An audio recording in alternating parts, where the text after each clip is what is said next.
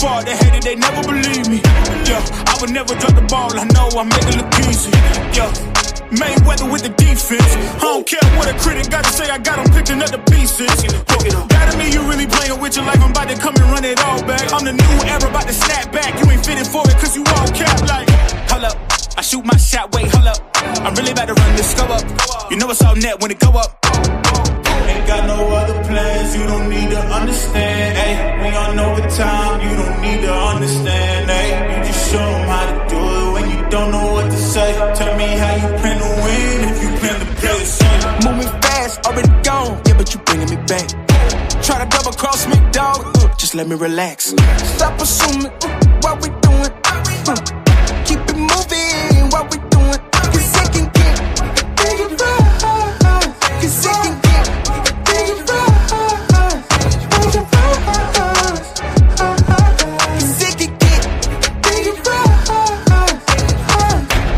please don't play no games with me, I promise I'm too much. Ay, I can never let up even if you had enough. Ay, this ain't for the faint of heart, we always playing rough.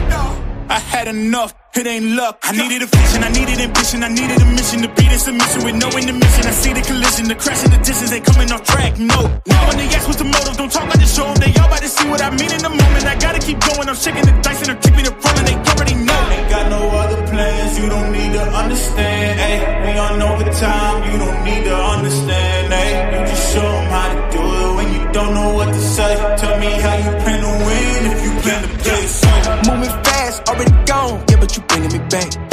Try to double cross me, dog, just let me relax. Stop assuming what we doing, keep it moving, what we doing. Cause it can get dangerous, cause it can get dangerous, cause it can get dangerous.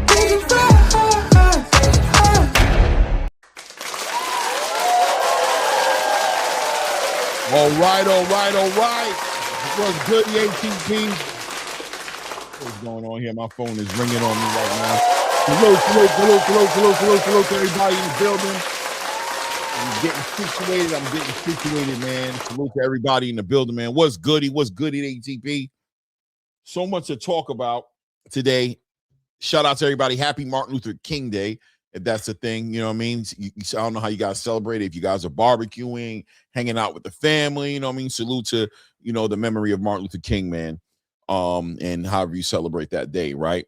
But happy to be here this Monday morning, man. I'm a little excited. I'm calming myself down a little bit earlier. I had an opportunity to do a little makeshift interview, you can say. Shout out to Boxing Voice. Shout out to Ness over there in the Boxing Voice, always providing a lane for me to come up there and build with the masses. But had an opportunity to talk to Julian Rodriguez. If you guys aren't familiar with Julian Rodriguez, he used to be with MVP. You guys remember that great fight he had last year with Avius Griffin. He stopped Avius Griffin in a final round. It was an amazing fight. And trying to build off that momentum. More importantly, I think Julian Rodriguez, if you guys don't know, is one of the new boxers, the newest contracted fighters under the Zuffa Boxing platform. So that was a great opportunity to speak to Julian Rodriguez and get just some insider type information, not insider information and stuff like that, but on the ground information of how the process of working with Zuffa Boxing is, what he's expecting out of it, the amenities he's getting out of it, and also just gauging and checking the temperature of how he feels about his new situation. And guys, he was very excited. He was very excited about the situation. We'll look over the interview later on in the show for sure, or the conversation that I was having with Julian Rodriguez. We'll all watch it together and see him give some perspective on what's going on there with Zuffa Boxing. So guys, it is fight week, Monday. It is Monday Fun Day. It is fight week. Of course, one of the big weekends going in. We do have Zuffa Boxing on Friday. That's going to be debuting their show. But of course, on Saturday, we have the big show, the big fight between Andy Cruz and Raymond Muratalla. This one for the IBF 135-pound championship, a division that looks like it's gathering itself up, right? Guys, I think the judgment is in, if I'm correct. Gervonta Tank Davis is at a minimum no longer the active WBA champion. He may be in recess or he may be stripped completely. I'm not too sure how that's working out. But from what I understand, he's definitely not being looked at as a WBA champion right now. So we'll see how the WBA figures that out. You got to figure Floyd Schofield Jr. is going to be part of that conversation. And if I had to take a wild guess, probably Lucas Body, right? Probably fighting for a vacant belt. That being said, we have a whole new generation of champions and fighters that are going to be taking the helm at 135 pounds. So, you know, we'll see how that paints out. We'll talk about it. We've been talking about this, right, guys? Ever since the situation with Gervonta Tank Davis rolled out, to be honest with you, ever since Gervonta Tank Davis was talking about fighting Jake Paul, I was already speaking to you guys about what? Champion in recess. You know, what does he do with that title? If he's not going to defend the title at 135 pounds, and what should we look forward to next? Because boxing has to continue moving, right?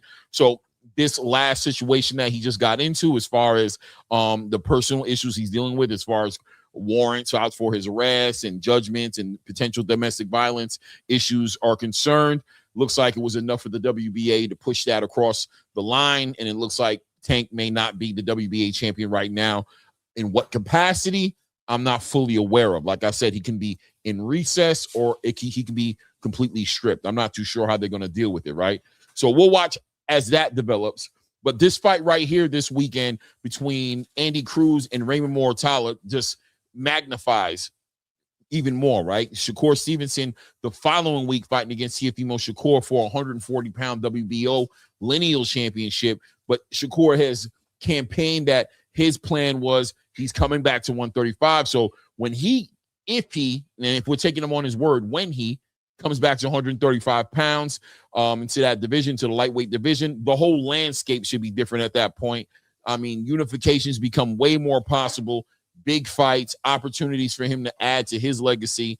And you know, he has the backing now, the money behind him. So that paints a whole new picture for 135 pounds. We'll talk about that fight. We'll talk about some of the fights on the undercard of the Andy Cruz card. We got the return of Israel Madrimov on that card. We've got Khalil Cole fighting Jesse Hart on that undercard. We got a couple of decent fights on that card that we'll be talking about as well. Derrick James and Brian Norman Jr. I want to dive into that a little bit more myself as well. We talked about obviously Brian Norman Jr. going his different ways with his father. And, you know, we've seen his father moving. You know, it's been a messy situation with the Normans, but at least with the whole Derrick James rumor, I'm not sure if that's been solidified as a fact, but we'll talk about that combination of fighters.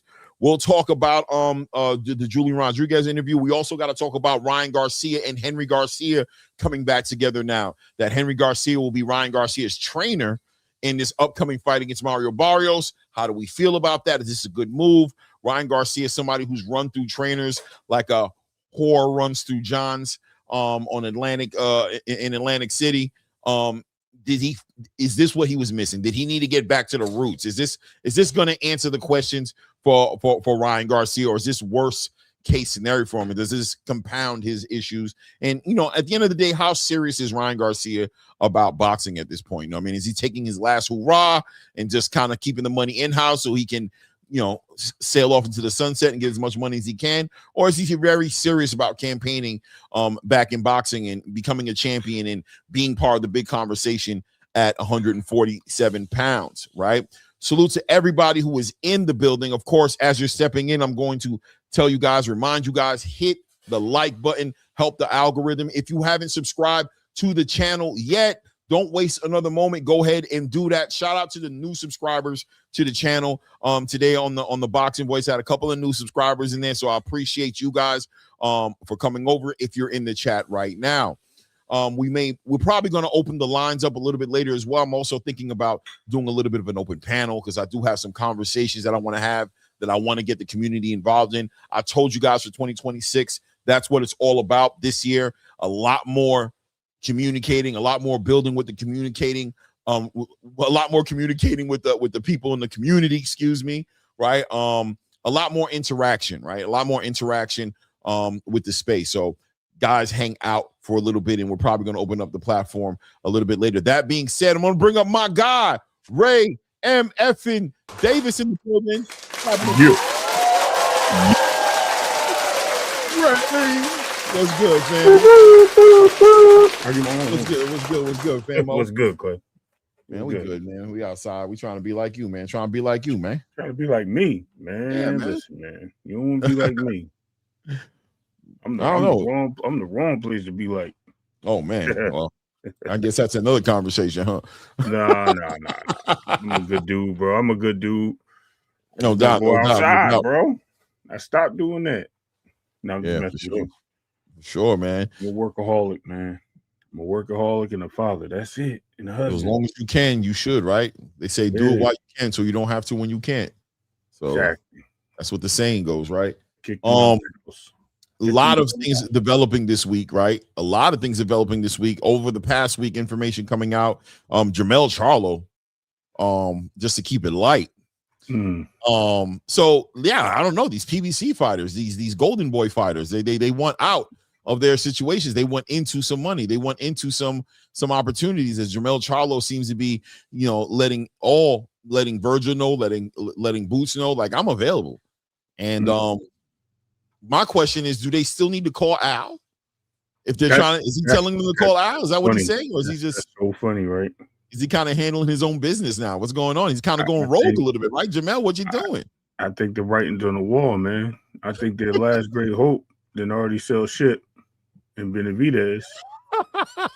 Hold on, Queen Nick. I was cutting up. I was having a good time. I ain't gonna lie to you, man. Shout out to the Queens, to Nick J. The Queens, but I was cutting up bad, man. I was, man. You know something, Queen? This Gervonta Tank Davis situation has been such a roller coaster ride. This whole entire past 2 to 3 years with Gervonta Tank Davis has been such a roller coaster ride. And I try to emphasize to everybody that it isn't about kicking Gervonta Tank Davis's back end at all. I wish him the best. I really want him to figure that out. But the fans of Gervonta Tank Davis have been atrocious for the past 2 or 3 years. Toxic energy. The toxic. And so, yeah, man, there is a little bit of pettiness in my approach to the conversation now, because I mean, what a disappointment from a fan base that was pushing whatever narratives they were for all these years, and down to the point of Gervonta Tank Davis confronting his own fans, calling them soft and just telling them to just be fans and not giving them fights, and for it to culminate to this point, for the end point to be this situation, the warrants, the fugitive energy, the belt being stripped. And then when you look at, I posted up something on my Instagram yesterday that somebody else posted up showing like all of his accomplishments in comparison to his peers. Obviously his peers being Teofimo, Shakur, Devin, Lomachenko, those guys. He's accomplished like absolutely nothing. He's done absolutely nothing with that talent he has, with the skill set he brings in, with all these years, with all the arguing back and forth of just trying to get him into one of those fights. And for it to be looking like, at least on the surface level, that is ending like this, yeah, there's a petty bone in me that I can't help but I might take a shot here. Bruce, he might kick it. I think he's a victim. Like, he might be catching the strays, because it's not at him once again. It's the fans. That's all. But go ahead, Ray. Of course. That's what I said. Bruce Lee kick. Yeah, you know what I mean? Take that. I hit Tank by accident, but I'm really trying to hit the people behind him. Right. Like, oh, my bad, Tank. I'm trying to get I know what you did. They throw a punch and then they put you in front of them like this. Right. Because you had the water bump, the gun machine at the amusement park. You know what I mean? The amusement park. Yeah, I gotta get to them. So you might just so happen to be the guy giving you the tokens, but you hit him because he was standing in front of balloons. I mean, I got it. Like Tank fans. Tank fans are like Hamas. Listen, man. Yo, that's crazy, Clay. Come on, man. Look, they're using their people. I don't want to go political ways. I'm gonna say I think Tank is a human shield, but it's okay. We'll see at the end. Anyway, let's get Tank fans are building up. They have all in Tank's house. They got underground fortresses, and they're pacing their situations under the children's hospitals and the libraries. And it looks like I'm shooting Tank. I'm really trying to get at those damn fans. Go ahead. I got you, bro. Yeah, man. So Jermell Charlo, man, just another name on the target board, right? With us speaking about the PBC not being able to facilitate fights, these guys getting tired of sitting, not able to get get in the ring, and the crazy part is that really stunned me about Jermell Charlo is all the shit he talked about Terrence Crawford. Where was he 2 years ago? Where was he last year? Why all of a sudden that you want to come back in the media and you want to fight Boots or Virgil? Because he was confident. Right. He was given a story, Ray, that if he was patient, the PBC was going to figure it out. Go ahead and take your vacation. The big paydays are coming. We're negotiating with Amazon.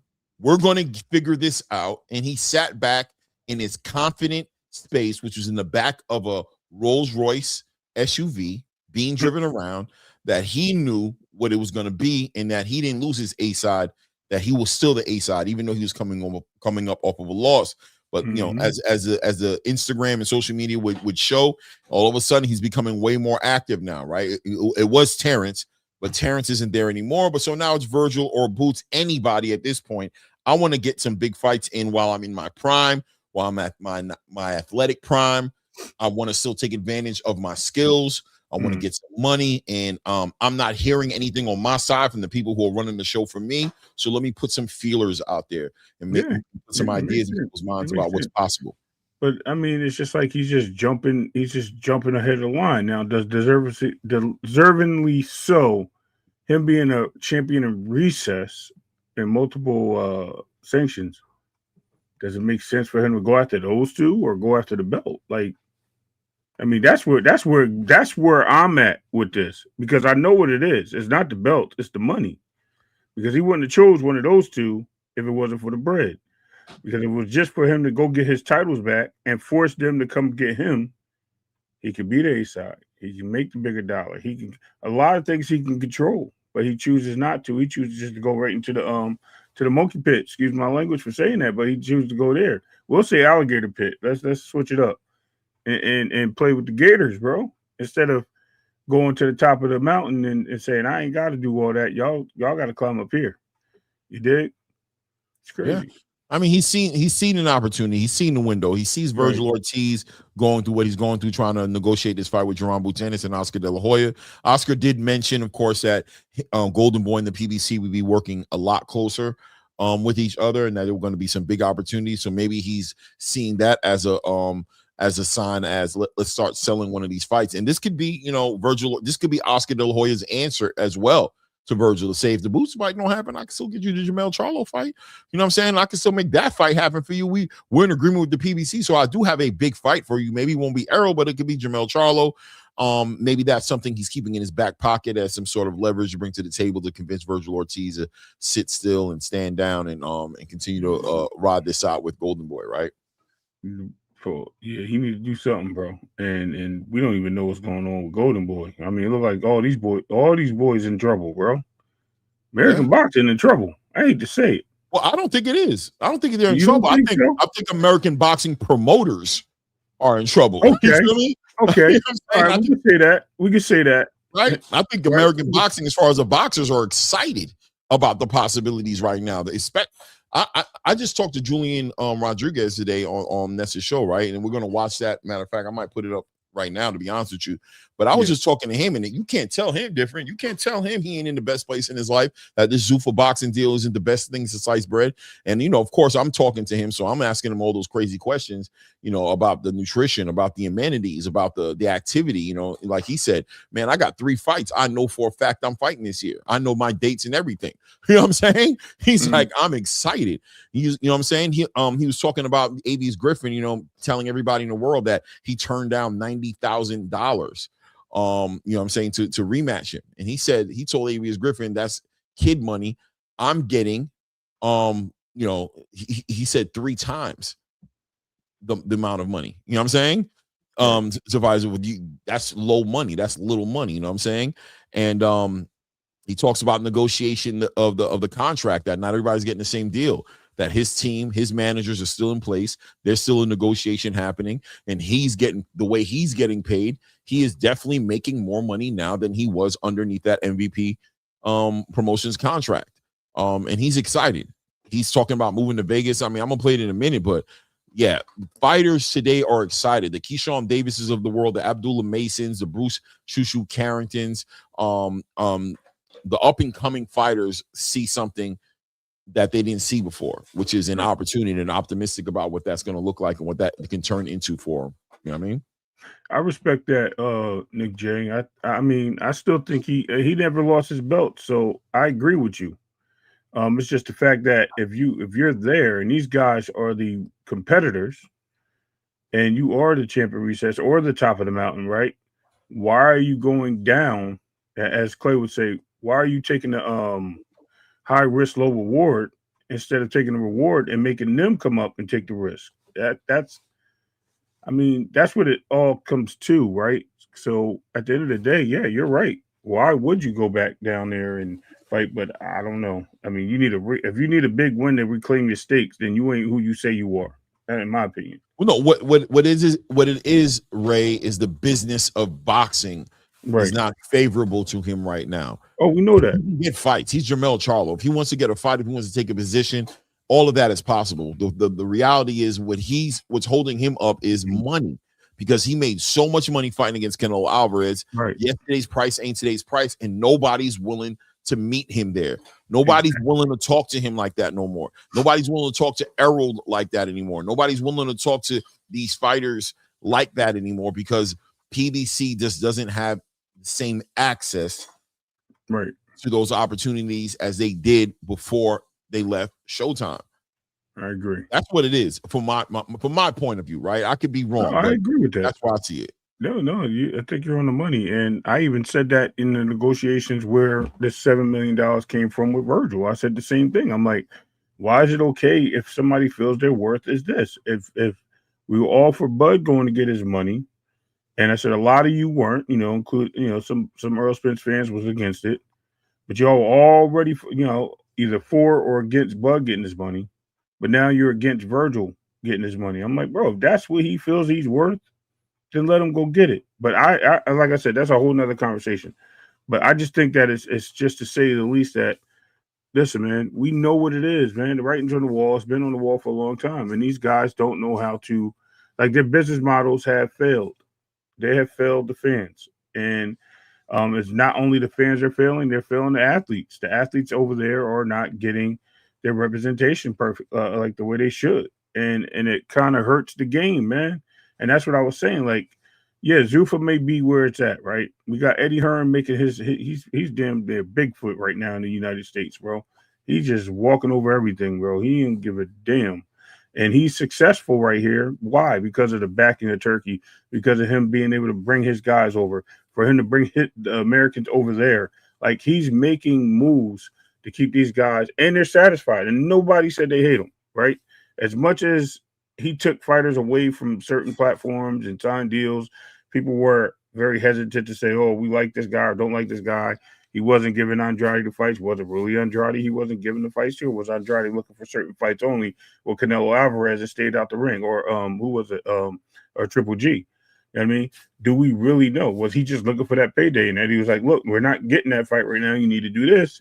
And he stayed out the ring. So we have to all look at what's going on. And if Jermell Charlo's looking to get a fight and he's calling out these promoters over there, Golden Boy and Eddie Hearn, to say, hey, put me on your ticket, I'm okay with that. I just think it's a laughing situation, because we've been telling you, and now your fighters are telling you. So, quote unquote, yeah, I mean, the fighters are always going to be in it for their interests had to be addressed. You know what I mean? They had interest, and anybody has interest, self-interest, and it just doesn't seem like that situation with the PBC. I don't know what's going on over there. You know what I mean? But once again, even Showbiz, I think, just posted up a video asking about the whereabouts of the PBC and the fighters, and more importantly, the up-and-coming fighters. Where is the future of the PBC? Why are the fighters that are being promoted every time we do hear about the PBC seem to be the fighters that are long in the tooth? You know what I mean? Why are we trying to bring back Errol Spence to fight? Why is Sebastian Fundora got to fight Keith Thurman right now? Why is Manny Pacquiao back? Right? Why is Gervonta Tank Davis on my fight Manny Pacquiao? Where is the other generation? Where are the new fighters? Where is the future of the PBC? And And I think that's a legitimate question for anybody to ask at this point. And anybody who's pushing back at that is just living in a delusional space. We were obviously asking about it very early, and I told everybody it was early, right? But I just was seeing the writing on the wall. But I gave them that. Okay, you're right. It's early. They can do a lot. But at this point, yeah, that part, right? Let's ask the question we asked 2 years ago, right? Yeah. Who have they signed? Well, not only that, who have they signed, but does anybody have it? At this point, do we have an answer? Does the PBC have a budget from Amazon? We know the answer to that. Well, we weren't allowed to ask that before, right? We were asking that question before. We were getting destroyed, right? Do they have a budget? You already started. You see? Okay, bro. I'm just trying to figure out how they're going to put on these fights. You know what I'm saying? Time will tell, right? Wasn't that my answer? Yeah, it is what it is, right? It is what it is. So Jermell Charlo, seemingly interested in potentially venturing out of his comfort zone now. He seems more open-minded to making a big fight with the VERGIL Ortizes, who's not even a champion, or even a Jerron Boots Ennis right now. And so to me, he's trying to get inside of the wave. Whatever the wave is, he's trying to be part of that wave. Shout out to the Schofields. I saw Kid Austin, or his social media at least, posting up. Did you see that? What he said on there? Let me pull it up. What he said. Let me pull it up. What he said. I think I said. I don't follow them nowhere because they're annoying. Sorry. I follow. I like to watch Kid Austin in the gym doing his thing, man. I used to rock with Kid Austin, man, but his dad just made me hand the chip, bro. Okay. Let me see here if I sent it here. 1 second here. I think I got it right here. Hold on. All of a sudden, is this it? Oh, that's Ezra. No, that's John. Is it this one? No, this is the shit was talking about. No, let me find it. Hold on, I'm gonna find it right now. Where is the T? Did I send it on? Maybe I sent it on a text thread. And boom, and here it is, right here. So right here,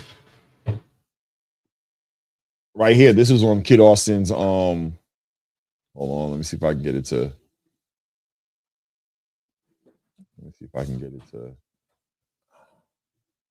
Yeah, just pull. You might have to hit your autofocus button, or you good. All right, can't see the words though. Damn. Just send it to me. I'll put it in the present box. Send it to me. All right, I'll send it. So uncooperative. Let me read it though. It says, Kid Austin says, I hope Mr. Turkey can forgive and we put on great fights for the boxing fans. I believe the kid and Abdullah Mason fight would be major. And you know that's a father, right? Mm-hmm. And he writes, what do you think, Ring Magazine? I thought Mason wanted all the smoke. So for somebody who didn't need nobody, who just got a $5 million deal with their company, with Golden Boy Promotions, a company that's representing them, and who was never leave San Antonio. If you remember, we're never going to fight in Riyadh. We're never going to fight. You know what I'm saying? You know, completely, you know, these guys are going after the Ali Act. They're trying to do all this. They're trying to do all that. But here you are posting on your social media calling, you know, I hope Mr. Turkey can forgive. Forgive what? I thought you did absolutely nothing. I thought you were the victim here. What did they got to forgive? What happened, Ray? Like, you know what I'm saying? Walaikum salam, bro. Yes. Yeah, you didn't do nothing. I told you. My guy Fly Frequency was good, family. Yeah. I mean, what do you think about that? I mean, that was very respectful of Floyd Sr., right? Very respectful of him. You can't never spit in the eye of respect, right? You got to always acknowledge respect, right? Listen, man, the dude is a hilarious one. He's a funny one, man. I'm about to put the headset on. So look at my guy, Angelo Reyes boxing in the building. It's fight week, baby.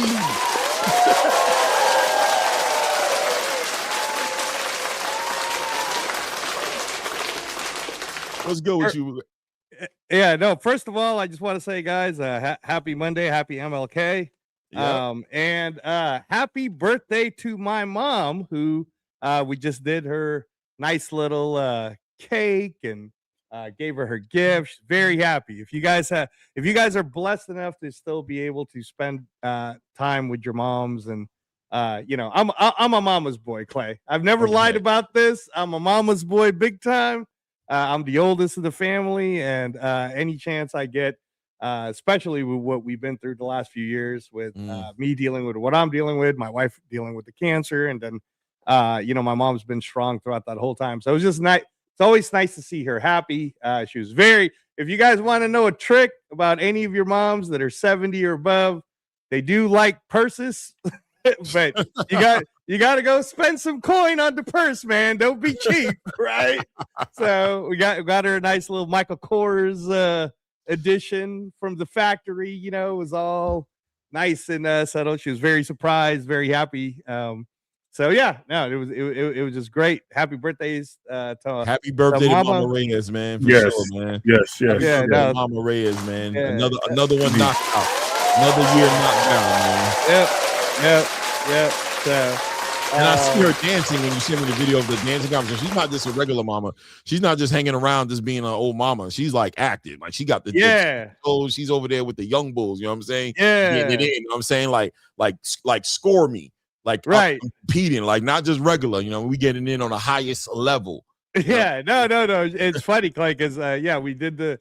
Right before I jumped on the show, she was just leaving for her ballroom dancing practice because there's I was telling you there. So the pinnacle, like the Super Bowl of it, you have to go all the way to the UK, bro, in Blackpool, and that's what she's getting ready for this year. So hopefully she can make it. But yeah, she was just in Chicago winning all them damn first place medals, you know. So she's the champ, man. She's like Jai Apataya, bro. She's like the best in her division. Right. For sure, man.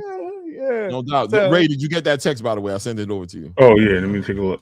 Yeah, you can take a look at it. I don't know if you know how to get under, but we're just talking about, we were talking light right now. We weren't getting that deep into it, but we talked about Jermell Charlo a little bit, showing interest all of a sudden and making the Virgil Ortiz, Jaron Boots Ennis fight. And, you know, like, wow, he's all open now, right? He's let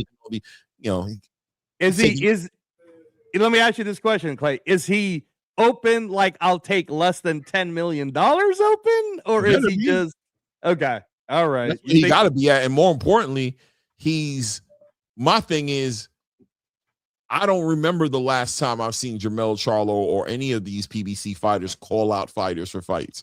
They usually hang back and, you know what I'm saying? They don't care. They're going to make it anyway. They wait for Al to bring the fight to him. So to see Jermell Charlo communicate that in that way, the first time obviously was with Terrence Crawford when he had just come off the Canelo Alvarez fight. But now it's Jaron Boots and Virgil Ortiz. And then we see a video circulating on Jermell Charlo working out. You know, I'm talking about he's spending $5,000 a week on sparring partners. You know what I'm saying? So he's, you know, obviously he's trying to sell the idea that he's either getting ready to do something or he is ready to do something.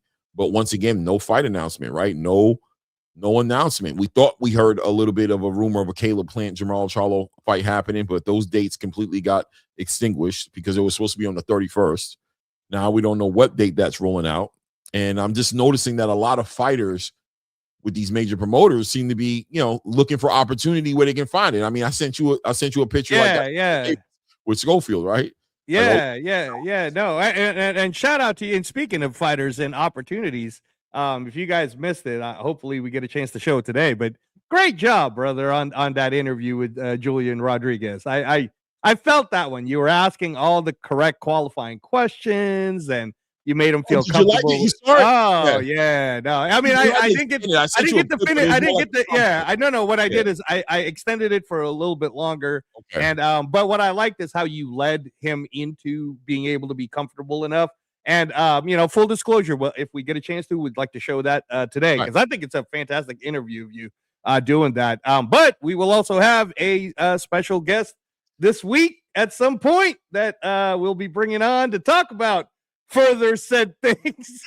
Right. But yeah, it was great, Clay. You did a really good job, and you could feel it from Julian Rodriguez how excited he is to fight this Friday, how excited he is to be here in Vegas, how excited he is to have the stage at the Meta Apex. You know, that's a Zuckerberg. Like, think about it this way. For all of you guys who are complaining, oh, well, it's only got like less than 500 seats. Yeah, but one of those seats is for Mark Zuckerberg, who owns you know, Meta. I mean, come on, man. You know, you know, it's a it's a very big opportunity. So, like you said about Jamal, it's Jamal Charlo that wants to fight Boots. Jamel. It's Jamel that wants to fight Boots. Okay. Yeah. All right. Yeah. I'm sure everybody. Virgil, either one. Yeah. I'm sure everybody's trying to get that opportunity now. But when we speak about Virgil, bro, and this lawsuit, it's feeling pretty real. And he might have a pretty good case of getting out of that contract. It's 100% real, Reyes, because at the end of the day, if this deal doesn't get renewed, if they don't renew this deal with the zone, they are breaching a part of the contract that Virgil can use to opt out of it, right? It is what it is. But what do you think about this post right here with Kid Austin? Right here, it's on the screen right here. Yeah. I mean, it's bending the knee. I mean, isn't that coming from Schofield Sr., who completely was like, we don't need that. They tried to offer us something before, the arrogance, but I mean, the language, right? And you got to give respect to the respect. We always respect the respect, right? So we don't want to laugh or smear it in nobody's face, but I hope Mr. Turkey, first of all, the Mr. is when you get to call him, that's a sign of respect right there. Mr. Turkey can forgive. Well, I thought you did nothing. What is there to forgive? Right. Exactly. Right. You're the one who got poisoned. You're the one who got taken advantage of. You're the one, you know what I mean, where the cards are stacked up again. So you want forgiveness now. And why? Because you and we can put on the great fight. But I thought Golden Boy was going to put on the great fights. Right. Great fights coming with. What do you need him to put on a great fight for? For the boxing fans? For us? Oh, thank you, Mr. Schofield.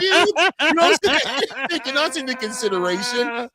And then he says, I believe the kid, and that's how you know it's not Kid Austin doing this post, that it's Schofield Sr., right? I believe the kid and Abdullah Mason fight would be major. You think? What about when we offered you $1 million to fight him last year and you tried to paint the picture that you accepted the fight and that they're the ones who didn't take the fight? I thought that was anyway. What do you think, Ring Magazine? Ring Magazine? You're getting Ring Magazine involved in this now too? Right. I thought Mason wanted all the smoke. Oh, so you do admit that he did want the smoke before, right? So now you're back at the table, you're back into negotiating, and you're humbling yourself, bending the knee after you've done all of these antics and all these charades that you've done. You're back to the table, being humble and asking for another opportunity. Am I bugging? Nope. No, not at all, bro. And in fact, do you notice that here we are? We're in the third week of January, and no DAZN deal for Golden Boy. They just did that one-off card, which was, you could really see a lot of the young talents. But who got to watch that, right? Nobody got to really know even about. Yeah, and see what I mean? And Ray's a hardcore. Like that, hardcore fans barely watched it, right? And it was great content. So we're not going to shit on the content. It was great to see. But the difference between that card this past Friday and the one that you're about to see this Friday is Paramount Plus, tons of commercials, tons of marketing. And if you didn't know who an Omar Trinidad was or a Julian Rodriguez, you're about to find out. But more importantly, a whole lot of NFL viewers, American casual fan viewers are going to get to go, oh, boxing's back, right? And that is one of the biggest offers. So I feel like this is part of whether it's Schofield Sr. or whoever, part of them going, damn, man, we got no avenue to go anywhere with Golden Boy. We got to either get Turkey to say yes or somebody to take it. And this is why I was saying that $5 million he was asking for, or $10 million, right, was a buyback to get out of his contract, give that money back to Oscar so he could move forward. A lot of people thought it was like, oh, he's begging for money because he wants, he's taking a high risk. No, he wanted to get out that contract. He wanted to give him that money back. There's probably some incentive on that contract too, which would probably be lawyer fees or whatever the case. So he's probably paying more than what his fancy pants can muster, right? So he probably would have been walking out with like $2 million after all that said and done to Oscar. With that being said, is we see the writing on the wall. Again, this is why when I said to Clay earlier, and I'm glad you corrected it and said that American promoters are in trouble, right? This is exactly why, because we see Top Rank talking about they might be closing doors. Like that's another thing that's going crazy, right? So they're going to link up with somebody. I mean, shout out to Jake Paul because, you know, he got into the game late and he was doing his thing, but you're seeing people jump ship from there. Like, yep. Yo, it's really becoming a one-sided battle right now. And Zuffa seems to be writing the right checks and talking the right way and having people looking this like this is the place to be, and then you have everything else overseas. With Julian Rodriguez spoke on when he speaks on the whole entire thing with Zuffa, it's more than money, right? It's a whole lot more than money. It's a future. It's brand, training facilities. Right. And, oh my goodness, it's branding. It's an opportunity to be active. It's fighting multiple times a year. It's so many different things that these American promoters that are here in the States and promoters just in general are now going to have to compete with in the open market or the free market competition about it. It makes everything better. It makes everybody get back on their game. HLD in the building with the $2 says 12 more days before we told everybody. It's the takeover. Yeah, big fight, man. Shakur Stevenson, Teofimo Lopez, so close, man. And you can feel the tension in the air. Everybody's wondering and questioning. The fans of Teofimo Lopez, very excited for Teofimo Lopez to show and prove what they've been trying to tell the whole world for years about who he is. He finally gets an opportunity, and of course, Shakur Stevenson gets his opportunity to be in a crazy fight here. HLD says Golden Boy Promotions is in active talks now to renew with the Zone. I'm sure they are. I bet you they are in active negotiations with them, because at the end of the day, it looks like there's a lot riding on them having a network deal. If they don't have a network deal when this is all said and done, Virgil Ortiz has his way up out of there and will get up out of there. So all of a sudden, I'm sure they're going to be very active on trying to make this fight happen with Jerron Boots Ennis. They're going to be very open-minded to it because Rick Meridian is not stupid. Right. That's why he's smiling. He's looking at that contract. You keep on talking, and that's adorable. You don't get this network deal and get my fighter his fight. We're going to see who's going to laugh last. Right. And thank you, HLD, for pissing on Oscar, because he swore he said that him and Al Heyman had made friends and they was going to put the biggest and best fights together. And you just really just pissed on him with that, saying that they're in active talks right now. So I appreciate that, bro. Thanks for shining some light on the truth. Yeah. Right.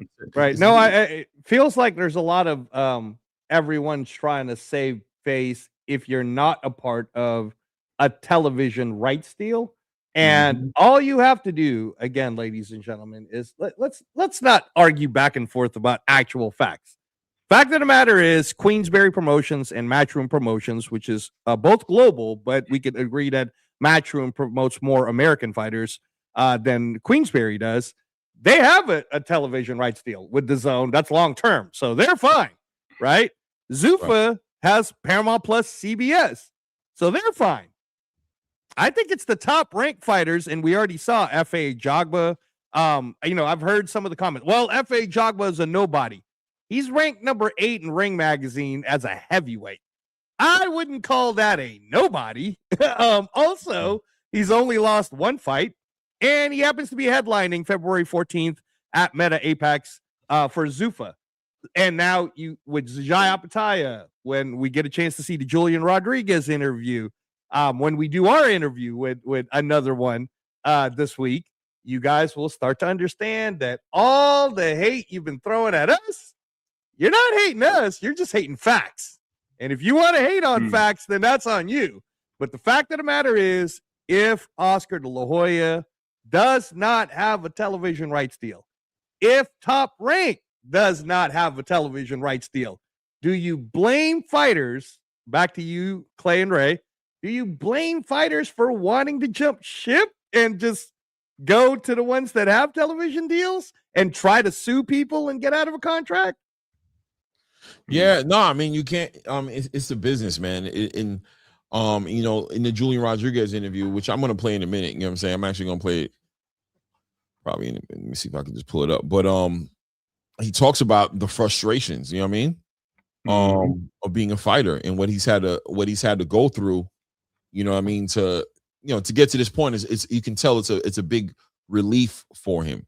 You know what I mean? Super relief. He's super relieved on the way it looks, and just look at his attitude. He's complete. This is a confident fighter. Let's check it out real quick. Into a better deal, and they were open to doing that. Whereas a lot of companies would be like, nope, we got you signed already for these terms. Zuffa was professional enough and courteous enough to make these changes because it's the right thing to do for their fighter. As far as the cons, I don't know. You can think of a million things to be worried about, but at some point, you have Harrison Whitman, you have Dana, you have Turkey, you have Nick Khan. I don't know, brother. I don't know, guys. I think everything is going to be okay. And if it isn't, hey, a lot of these companies come around and maybe sometimes they don't make, I think they'll get it together. I really do. And I'll let them handle their job. My job is to be the first Zuffa welterweight world champion. And that's what I'm trying to do. I'm trying to rep them. Once we get onto that, I believe I'm higher on the roster already on the rankings. But once we get to that level, I'm going to Riyadh, brother. And then we could work with everybody. You know what I mean? So that's my goal. I need to get in that ring and be the best version. I mean, you see the big picture, first of all, right? First of all, I want you to capture the confidence, right? This is somebody who's been at the table, and you're not going to tell this guy nothing about what he just signed up for, right? Pretty much. He knows the ins and outs. He knows who's what's what. He knows what he's looking to get out the end of it. And he's like, yeah, bro, everybody's talking crazy. I don't see it yet. I can't see the crazy. I see it being crazy, mean not. You know what I'm saying? Yep. Being on here. By the way, guys, this is Julian Rodriguez right here. Speaking here. Myself, Zuffa will take care of Go ahead. My bad, right? Oh, no. I was going to say Julian, the Hammer Hands Rodriguez. Last time you guys saw him was when he beat Avius Griffin, knocked him out of the ring. It was on a most valuable promotions card. But as a free agent, he let his managers do their thing. He's 31 years old, 24 wins, only the one loss. And like I said, man, you can see, like, this is the type of personality that works. And you put that guy on Paramount Plus, more and more people are going to get to know about him. Let's check it out here. My management and Zuffa. Can I tap in? Can I ask a question? I didn't ask a question. By the way, salute absolutely. Julian. Salute Julian. How you doing? Claymore Rain, by the way, man. Great performance. Nice to meet you, Griffin, man. I'm not saying I'm a big fan of yours or anything like, but I love to watch you fight, brother. Right? Thank you. This is an opportunity for me to kind of dial into that Zuffa situation. So what I'm hearing, first of all, is that the contracts are custom to the fighter, right? You bring a value to the space and they negotiate. What you're getting is not what everybody else is getting. What everybody else is getting is not what you're getting. It's not cookie cutter, right? Right. As far as I know, I don't know anyone else's contract. I just know that what I did for mine, and it was very, very detailed. It was a negotiation. My managers did a great job. Right. Yeah, it was absolutely. a negotiation, right? It wasn't like, yo, take it or leave it. It was a negotiation. Oh yeah, no.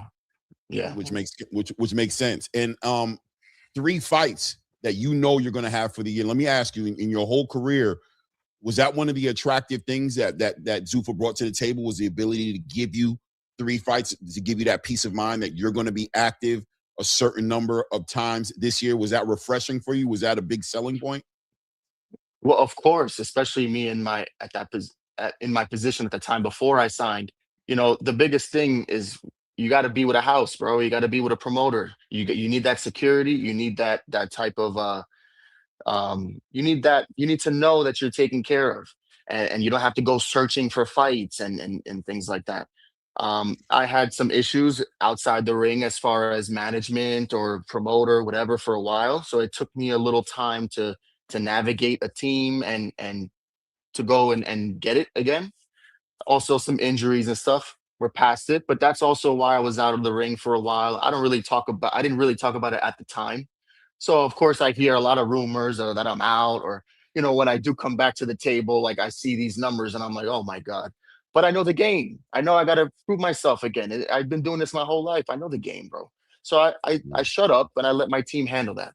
But the best thing for a fighter is to be locked in with a promoter,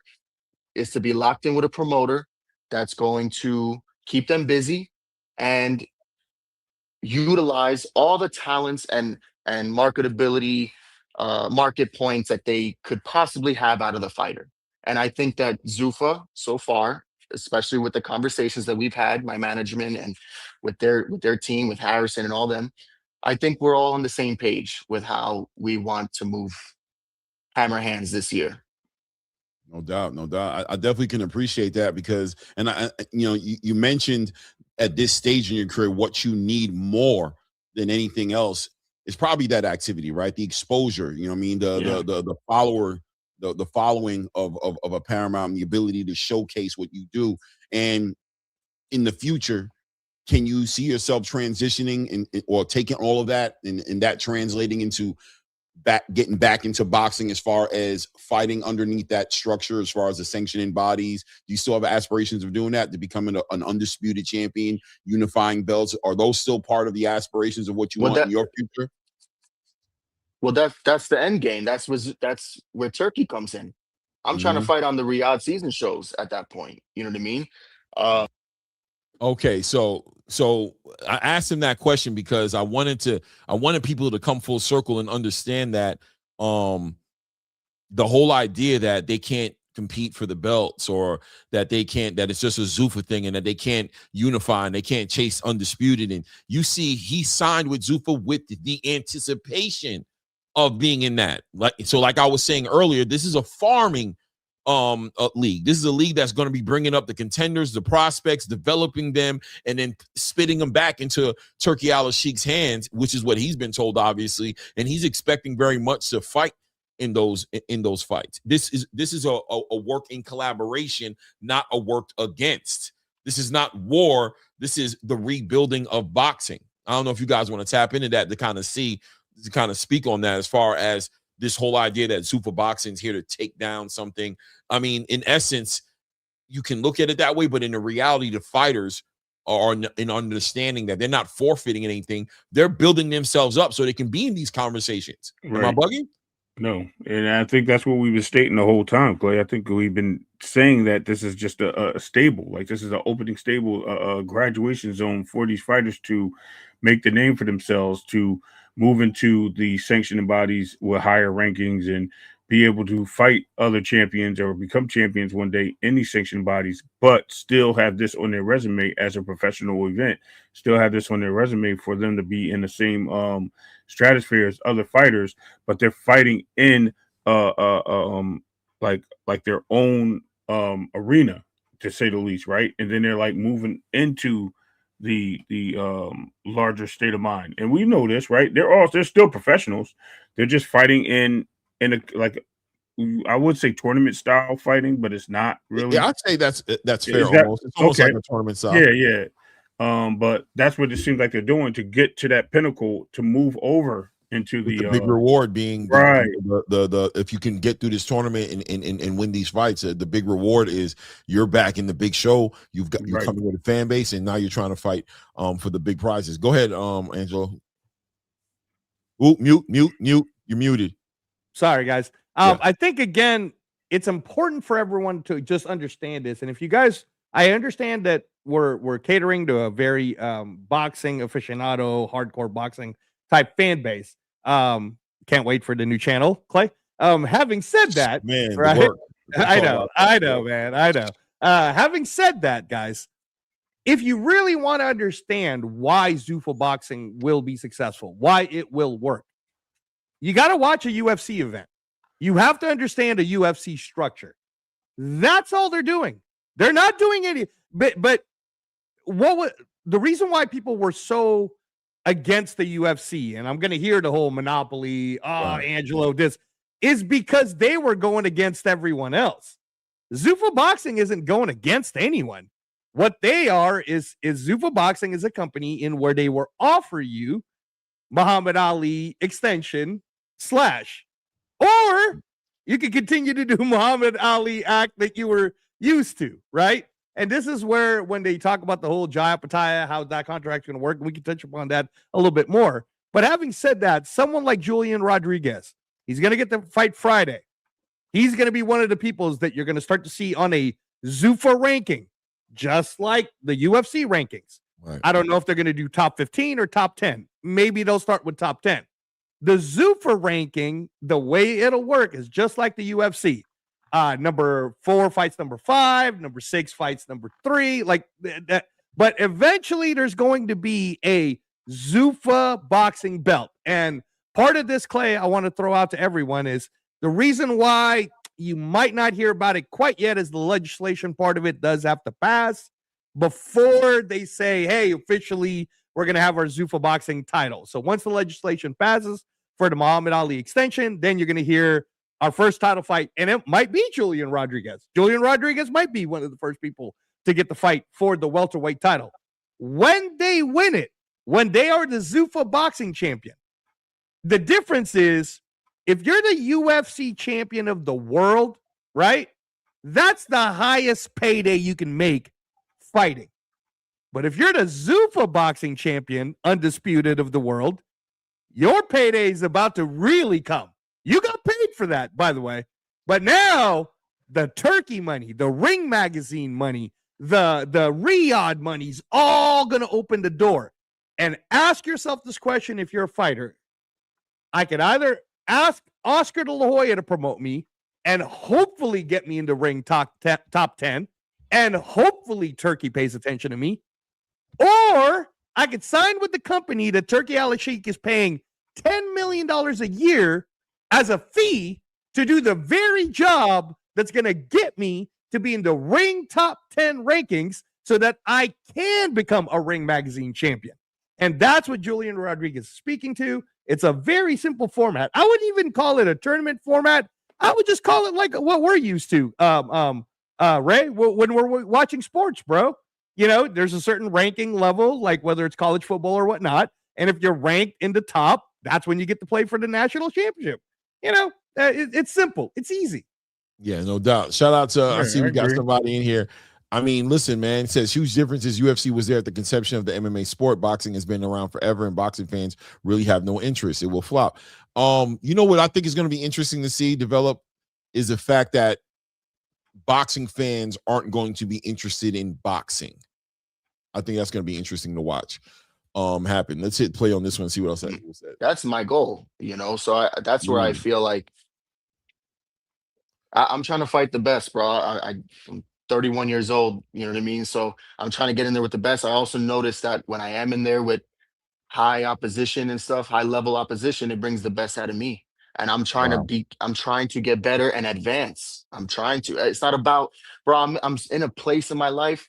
I don't even focus on the wins or losses. It's just about me getting to the best version of myself, because I know when I am the best version of myself and I go in there, I'm gonna be successful no matter what.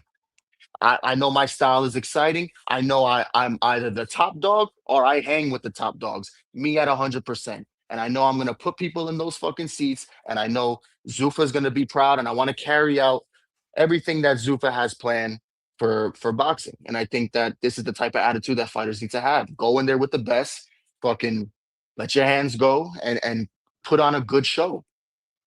Salute to that, man. So your understanding is definitely that, because you mentioned the Turkey and the Riyadh. So there's an understanding here that this is a stage, that Zuffa is I don't want to say stepping stone. Shout out, you know what I mean? I'm not saying that, but this is a stage, right? This gets you there, and ultimately the end goal being part of the biggest fights, like you said, on a Ring Magazine card, to where you're right back in there, you know, competing for what you came into boxing for, right? To be a champion, to unify, to be the best in the world, and fight the best in the world. You still have those aspirations for yourself, right? From your understanding. Yeah, of course. And also it's from a promoter standpoint. I think Dana White is a genius. I think what he's done for these UFC fighters and the way he connects branding and does a lot of cross promoting is genius, bro. And I've been saying this for a long time, for years and years. I would always talk highly about Dana and what he's doing for the UFC, because I was hoping that some promoters of boxing would do the same. Why? Where they're like every weekend, I'm seeing UFC signs in Buffalo Wild Wings or bars or things like that. And I will rarely see shit with boxing. You know, it's little stuff like that, but I just noticed over the years. And yeah, I think with this team that he has built, especially with the higher ups, man. You're talking about the whole TKO group, how they own the UFC, WWE, and now Zuffa, and the way he's gonna co-promote between those, bro. These are billion, multi-billion dollar companies, brother. Right. I Did don't you think. notice? I don't Did you think. watch football over the weekend? No, I'm about to tell him about the advertising that on during the football Right. game. But Right. if you notice, as a fighter, how aware he is of the shortcomings of the old model, right? He's telling you, just as a fighter, what he's dealt with. He's giving you the reality of the situation, the fact that this is not just a new idea that's so refreshing. It's the fact that as a boxer, he's been screaming for this type of marketing, this type of promotion, this type of push, this type of exposure. He's aware of why he's not a star yet, or he's aware that he hasn't been given a fair chance in becoming a star. That this isn't just about my performances. This is about the machine not doing their job, and the UFC's offering that kind of platform. So of course I would take that. Of course I would snatch that up and take that opportunity. Did you kind of see any of that, guys? Like, could you see the passion in his voice about it? No, go ahead, Ray. Go ahead. No, I was going to say what Clay just said. 100%. Like, you can see that he's not just making a selling point to other people to come into the game. He's expressing his joy of being a part of the show. Yep. So he's basically telling the world, like, look, I'm moving into a better situation, and it's going to give me better opportunities. And he's trying to enlighten people to let them know, because people are in the dark on it. I think even Ness was, if I'm not mistaken, had questions about it. So this answers a lot of questions to him. Clay, you asked the right questions to the right situations. You're showing them what to being open-minded to things and letting things develop or fall apart is. And that's the whole thing, instead of just breaking it down and throwing it away before it even starts. So this is a good job what Julian is doing in promoting and expressing what Zuffa is bringing to the game. Yeah, no, what I was going to say is, again, it's exciting to be a part of something new, but I think that we're a lot of the people that listen to our show that's on the hardcore space, because they're not necessarily a casual sports fan, meaning that they're watching NFL football or something else, but they're really, really like super like in tune with boxing. You guys have to understand that the UFC model, not only did it worked to the tune of $7.7 billion. That's how they got the Paramount CBS deal. There's a separate money deal for Zuffa Boxing, so they have their own budget. On top of that, Turkey's paying a fee for Dana White and the UFC company, essentially, to promote boxing. So that's just a fee. That doesn't even have to do with the funding of whatever shows are coming up. And now with Mark Zuckerberg having put money into the Meta Apex, I want to apologize. I guess they are selling tickets to this Friday, because I just looked it up, and the seating is very small. So keep in mind that if you're one of the less than 500 people that's going to be there, you're paying $277. That was the cheapest seat I found, Clay. $277 to essentially be ringside, right? Now, there are like the more expensive seats, like the $1,000 seats, like I was looking up handicap seats, right? My point is, the entire arena is like you watching sparring in a gym. Like, you're that close. For $277, guys, there are plenty of people that are going to pay for that. This is, again, a normal thing now. On top of it, too, Clay, when we break down the whole roster of who's fighting this Saturday, it's 25-year-olds and under. Julian is one of the older people. He's 31, right? So as a 31-year-old, 25-fight veteran, he has been through the dance, man. He knows he knows the puppet strings already. So he's seeing a new avenue that's going to get him to where he wants to go. And he even, the key word he said too, Clay, was he doesn't care about wins and losses. He cares about moving his career forward, right? And that already tells you that Zuffa's telling him, we don't care if you lose. We care that you put on a show. So if you're a casual fan, what kind of boxing would you rather see? A side, B side, and when you in where B side's gonna turn and run. Like, remember that fighter Clay who walked in the ring and then walked right out? Remember that? When he was trying to get FA. Okay, yeah. So you could either have that, or you could have a real fight. Like Charles Martin, he's gonna fight for real against F.A. Jogba. He's not gonna turn and run because he knows if he upsets the number 8 ranked Ring Magazine heavyweight champion, on Paramount Plus, he'll become a sort of a heavyweight star, right? So again, it's about the opportunities, and you could feel it from Julian Rodriguez. I absolutely love this interview, Clay. You're doing a great job. Let's go. Did I watch what? Did you watch football over the weekend? I did not. I was getting my mind right because I have a fight on Friday. So all I'm thinking about is violence right now. I'm not thinking about football. The reason I said that is because they ran 8 different commercials during playoff football for Zuffa. For Zuffa no boxing. way. So I just want you to, They ran 8 commercials for Zuffa during the football games this last weekend. I didn't know that. You know what I mean? Awesome. So that's what I counted. I didn't watch every single game. That's what I counted, what I caught, right?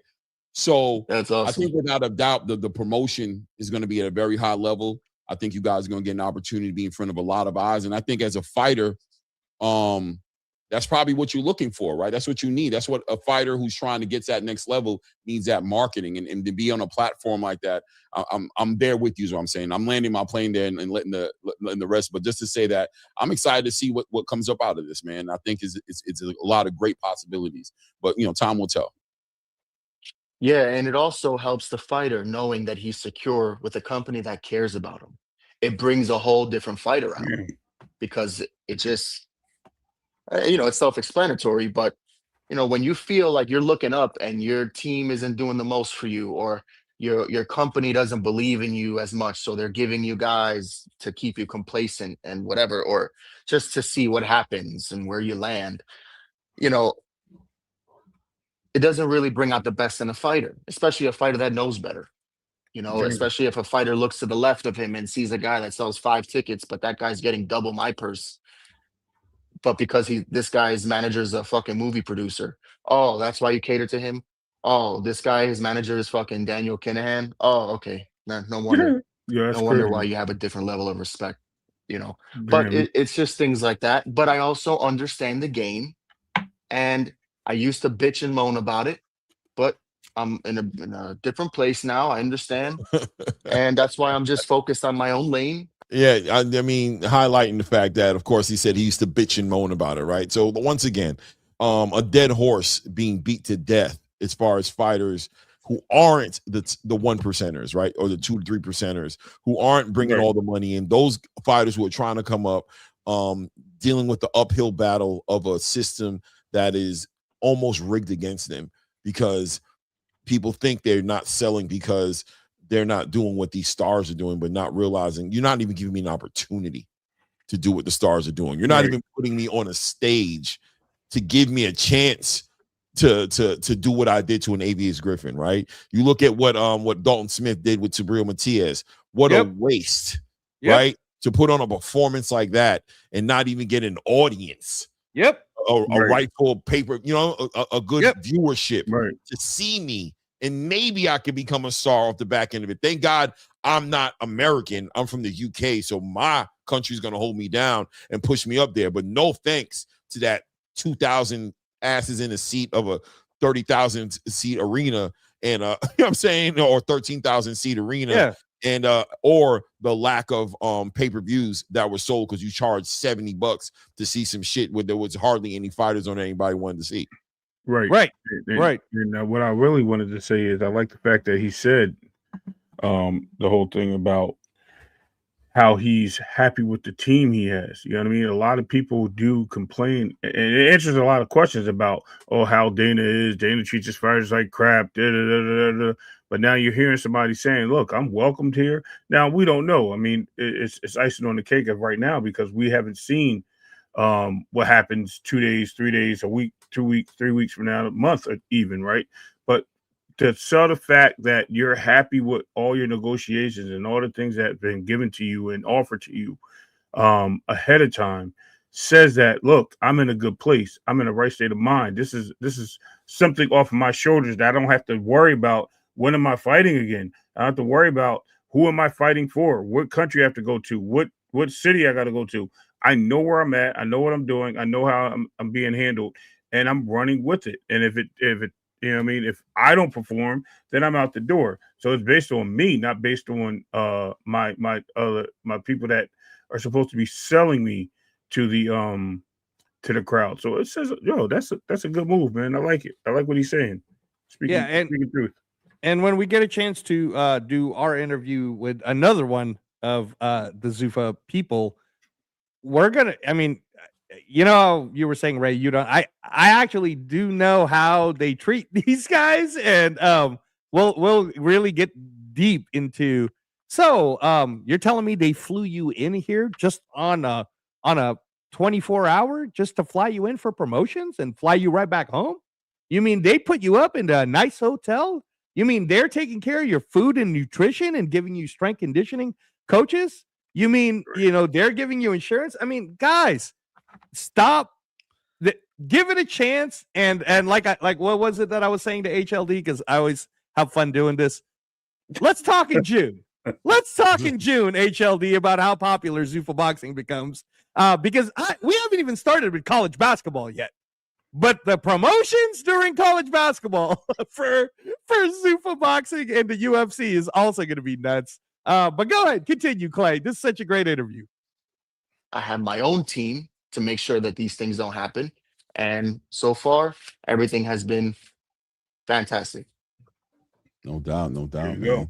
If you one more thing, as far as access to nutrition, the facilities, I mean, are the amenities living up to the expectations of being part of an organization like this as a fighter who's been on the other side of the conversation and now you're where you're at? How are those amenities from your perspective as a fighter right now? Brother, this is Disney World for combat sports, brother. Everything is free for us. Free meal prep, free supplements, free access to this PI, free health insurance during camp. Wow. Bro, what? Yeah. Zuffa boxing, baby. Yeah. That sounds refreshing. Zuffa I mean, boxing, being on the other side of the conversation, and is that refreshing? That like you never had anything like that before as a fighter, right? As I have, fighter. yeah. You got to get it yourself, and it's just sometimes it's a headache, and you got to, you know, it's all under one house here, all under one hub, and again, I couldn't feel more secure. I come in here, I have everything I need. There's a mental health room. There's a fucking room if I want to play ping pong. Like, it doesn't matter what I want to do, they make it happen here. And I just signed to Zuffa. So, and also the atmosphere here. I come in here and I'm seeing all of these big star names and they're looking at me like, "Hey, what's up, bro? How you doing? Cool." Like, there is no ego here. Everyone is here to learn and advance, and that's the type of energy, me personally, I will excel in. I love this, and yeah, bro, it's really, and there's a lot of people here very friendly. They love to cross promote. It's just a good environment for fighters, and you know, it's Vegas in general, big hotspot, as I'm sure everyone knows. Right. A lot of fighters make that Vegas move, but as soon as I touched down here, within 3 days, I called up Dimitri. I'm like, Dimitri, we gotta start looking around, man, because I need to be here. Some real estate. We're gonna visit some real estate. Yeah, absolutely. I need to be here. My whole team. This fucked up my whole team's head. Now everyone's looking for Vegas properties. Wow. So Julian, do you think you're gonna become a better fighter with the mindset that you're in, with the amenities, with the peace of mind that you're talking about that you're getting, and all those different things that come along with, obviously, the money, I'm sure is a part that you've negotiated and you seem to be satisfied with that. But now, does a fighter, and I'm using you because you're the access we have, but for any fighter in general, would you speculate that any fighter is probably going to get an opportunity to be the best fighter they can because they don't have to worry about these things? They can focus on their discipline. Does that make sense what I'm saying? Does that resonate with you? Absolutely. And that is 100% the case. I'm able to really be myself here and feel I feel like if you're not here, you're in the middle of a lot of distractions. When I'm in Jersey, there's distractions left or right. Even if it's positive, even if it's good things, it's still a distraction that's taking I mean, that's pretty much the end of the interview for the most part. So I'm not going to drag us into that. But I'm going to say that, you know, at the end of the day, what I grasp from it personally, first of all, you can't. The number one thing I grasp is this guy is. It's like he has a brand new career.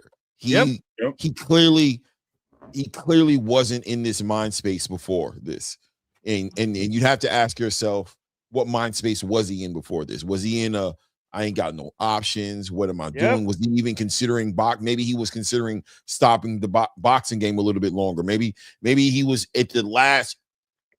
The refreshing energy you get from him is that he has another chance at boxing, and he's getting a career now. You know, he's not paying for insurance. He had to find it himself. He had to do all these different things and make it happen. And he had to question if he'd ever even get an opportunity to be on the big stage, because probably the only way somebody like that would get a big stage is they were able to cherry pick him or leverage something against a rehydration clause or a last minute fill-in, or, you know what I'm saying, a situation where he's getting called to fight with 2 weeks notice. He doesn't get a full camp to get it. You know how those fighters get treated. He never gets a fair shot. You heard that from him, and you can hear the relief. Like, oh my God, bro. What'd he say?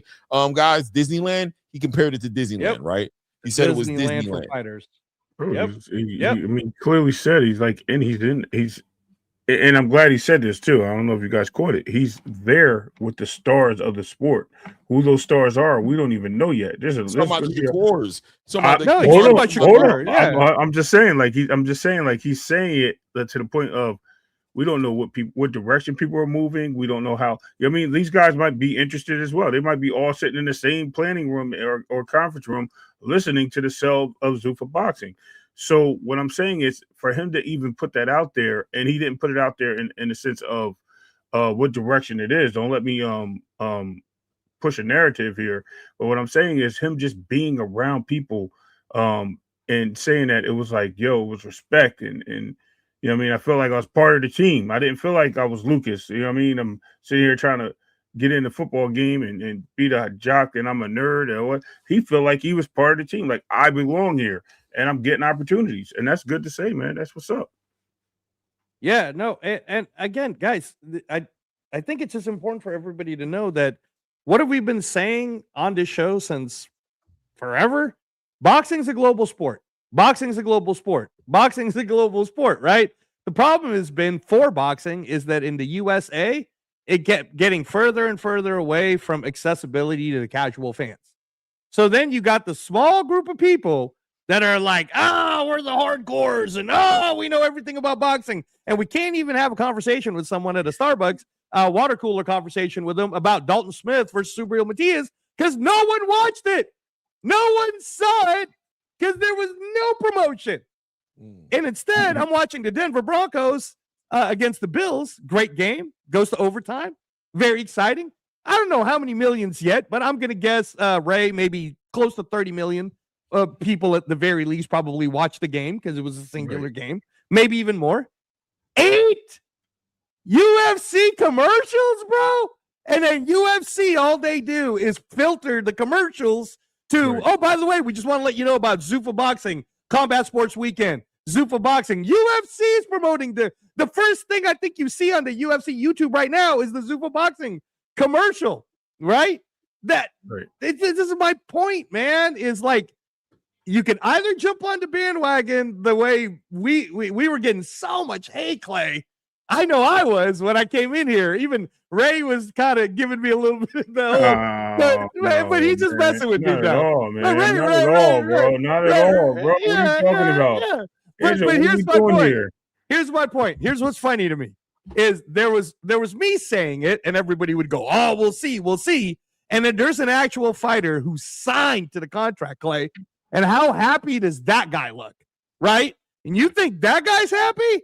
Oh, man, wait till you see some of the people we're going to be bringing in that are so happy that there was Zuffa Boxing. I think the idea here is a great idea, you know what I'm saying? And watching it come to fruition and watching it come together, you know, event by event, signing by signing. You got Jai Opetaia this week. There's even rumors spinning around the space of David Benavidez potentially being in some conversations down the road. We don't know. We have no idea, right? At the end of the day, it's about the bigger picture. It's a marathon. You know, I see somebody in the chat say, name one big fighter that's on Zuffa.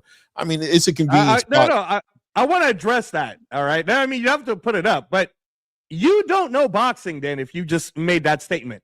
And this is my problem with the American boxing space, who don't understand this. Like I said, boxing is global. A guy who should have been in the pound for pound list in the last 12 months, the only reason why he has not been in the pound for pound list is he is literally the most feared fighter in all of boxing. Not in his division. In all of boxing, nobody wants to fight this guy. So how is it Jai Opetaya's fault that he's not on the pound for pound list when he's already the IBF champion, the Ring Magazine lineal champion, and everybody recognizes him at the best, right? This is the Naoya Inoue argument all over again. Just because you don't know him doesn't mean that he's not the best guy in the world. Jai Opetaya should easily be in the pound for pound number 10 already. So who has Zuffa Boxing signed?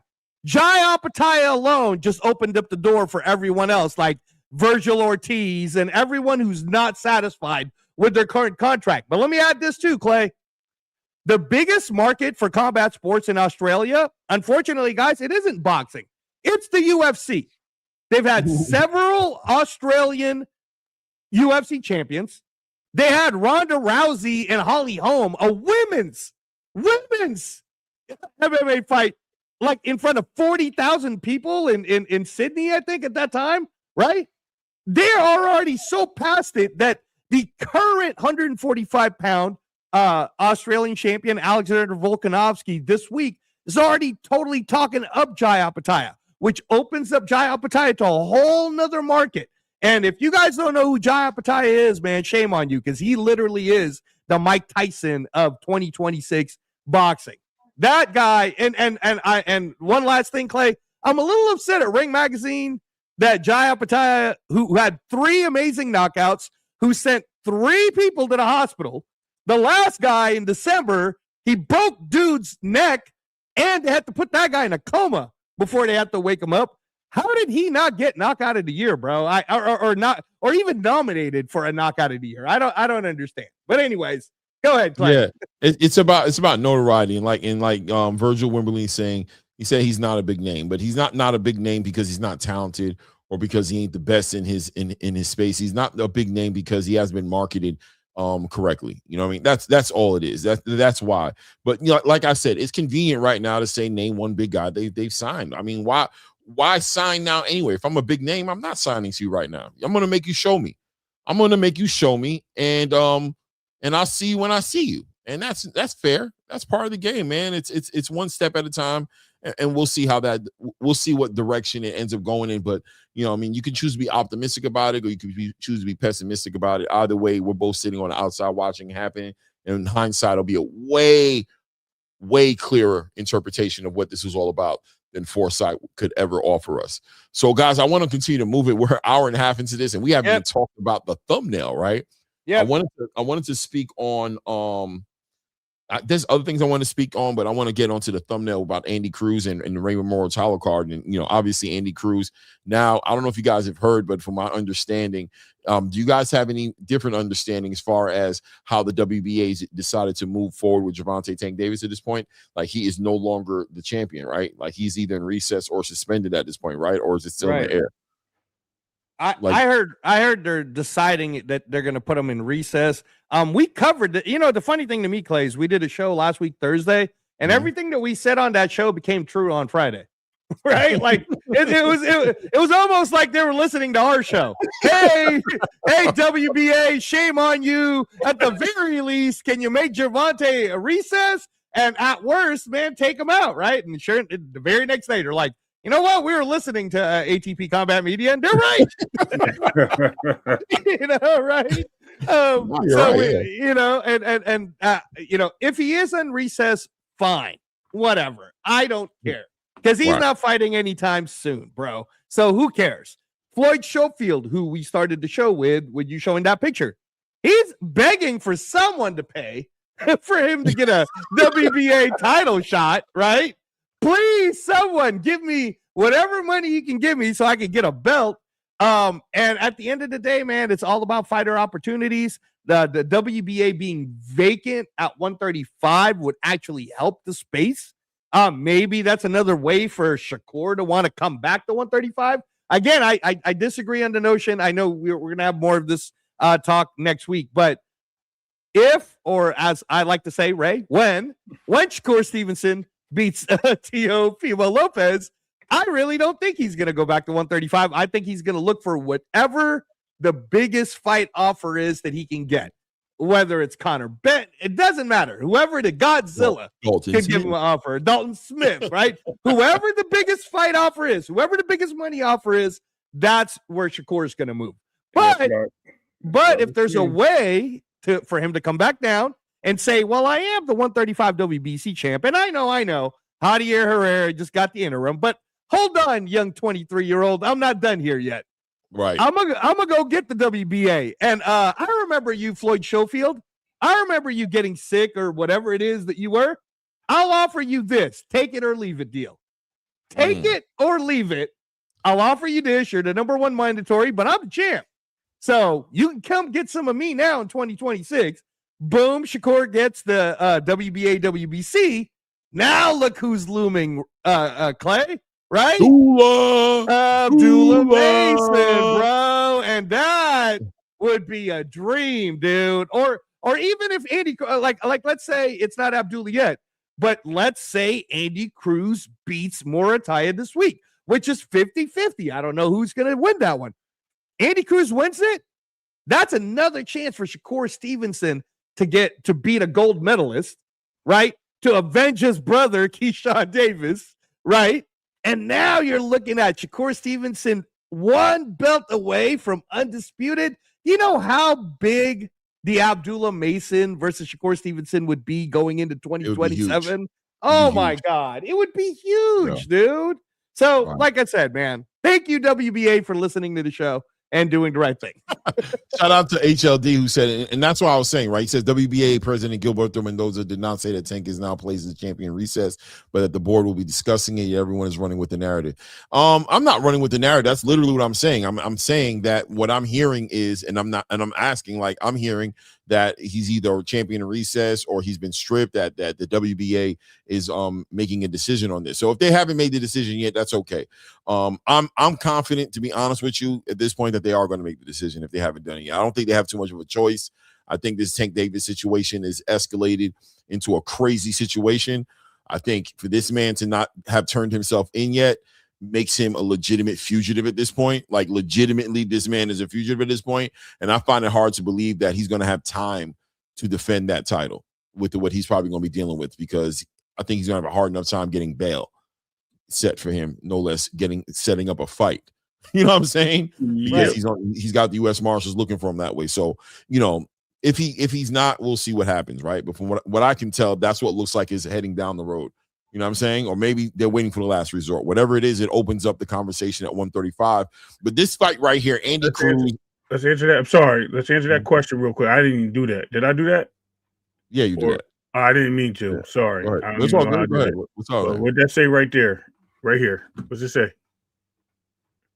What's it say? Yeah, it says champion in recess right there. I just wanted to make sure that we seen it. Sorry. There it is. Oh, okay. I get it. My bad. I didn't even know. I promise you I didn't know I did that. But yeah, you're good. You're good. So you're responding to what the chat is saying. Yeah, and, right. And all we're saying, Ray, is look, man, if boxing scene is one of the main newses you have to pay attention to because it's one of the few that's talking about boxing, it says right the date. Get mad at them. Don't get mad at our show. We're repeating what they're saying. Because I mean, look, HLD, I know you're going to say it's boxing scene, but what I'm saying is, oh my God, it's more than likely they're getting word themselves. It's more than likely getting ready to be announced. And are we going to be shocked? Come on, bro. We're going to be shocked in the next 48 hours. It gets announced in an official capacity. Are we going to be shocked? Oh, it has been. That's why I don't understand why I'm saying. That's why I was about to say it was announced the next day after they announced that they're reviewing it, which was like what, Friday or something like that, or Saturday. They announced it like Monday that he was a champion in recess. So I don't even understand why he didn't even get the memo. Like, this is not fake.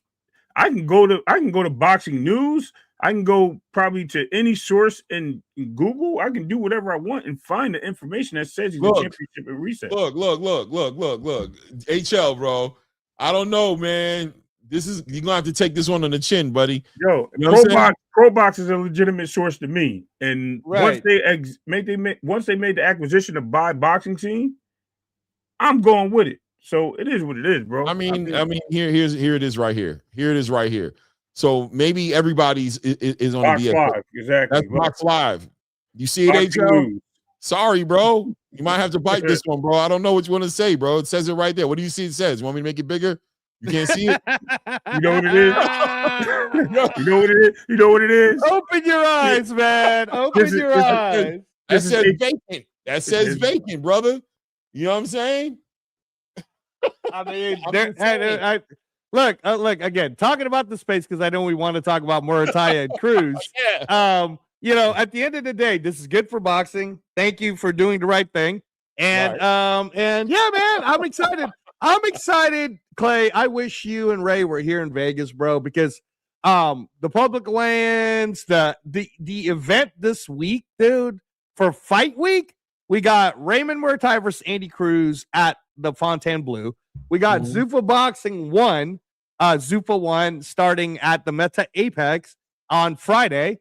And then we got T-Mobile Arena, bro, hopping, sold out for UFC 324. This place is crazy, man. It's if you're a fight fan, if you're a combat sports fan, this is such a fun week to be in because you know you're gonna walk around, and if you're an NFL fan, Ray, you're gonna see Max Crosby walking around going, "Hey, what's up, dude? What's going on?" Because there's a lot of other sports, whether it's NFL or hockey or NBA, that are also combat sports fans, and they're just hanging out, man. Julian Rodriguez probably ran into Max Crosby already and was shocked and was like, "Oh my God, I can't believe you're at the UFC PI." So yeah, man. Right. And plus, Shakur's here, guys. Shakur's training. Looking good, too. For sure. But so on the thumbnail, I have fast tracked, right? And HLD, one of our most cherished channels members here, you know what I'm saying? Always asking the right questions. And he said here, let me put it up here. Hold on a second here. Blah, blah, blah, blah, blah, blah. Let me find it. Boom. HLD1 says, can a 30-year-old be fast-tracked in boxing? And obviously referring to the idea that Andy Cruz is up in age. I don't know. I didn't know he was 30 yet. I thought he was like 20. Yeah, he's old. Yeah, I know. Yeah. So at 30 years old, regardless, 6 fights into his professional career, finally gets an opportunity. Finally, I don't even know if it's the right word to use, right? But he gets an opportunity to become an IBF champion now, fighting Raymond Muratalla. Is Andy Cruz being fast-tracked? I don't think so. I don't think so. Because remember, Lomachenko came out of a gold medal. They were trying to make his first fight, his pro debut, be a world title.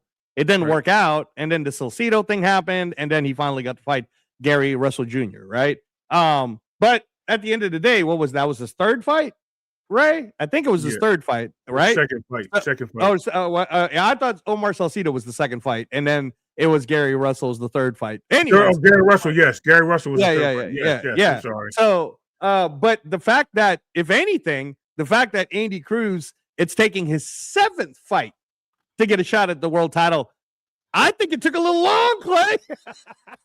I think if we're comparing it to Lomachenko, bro, I think it took a little long. Took a little while longer than it should have. It should have already happened.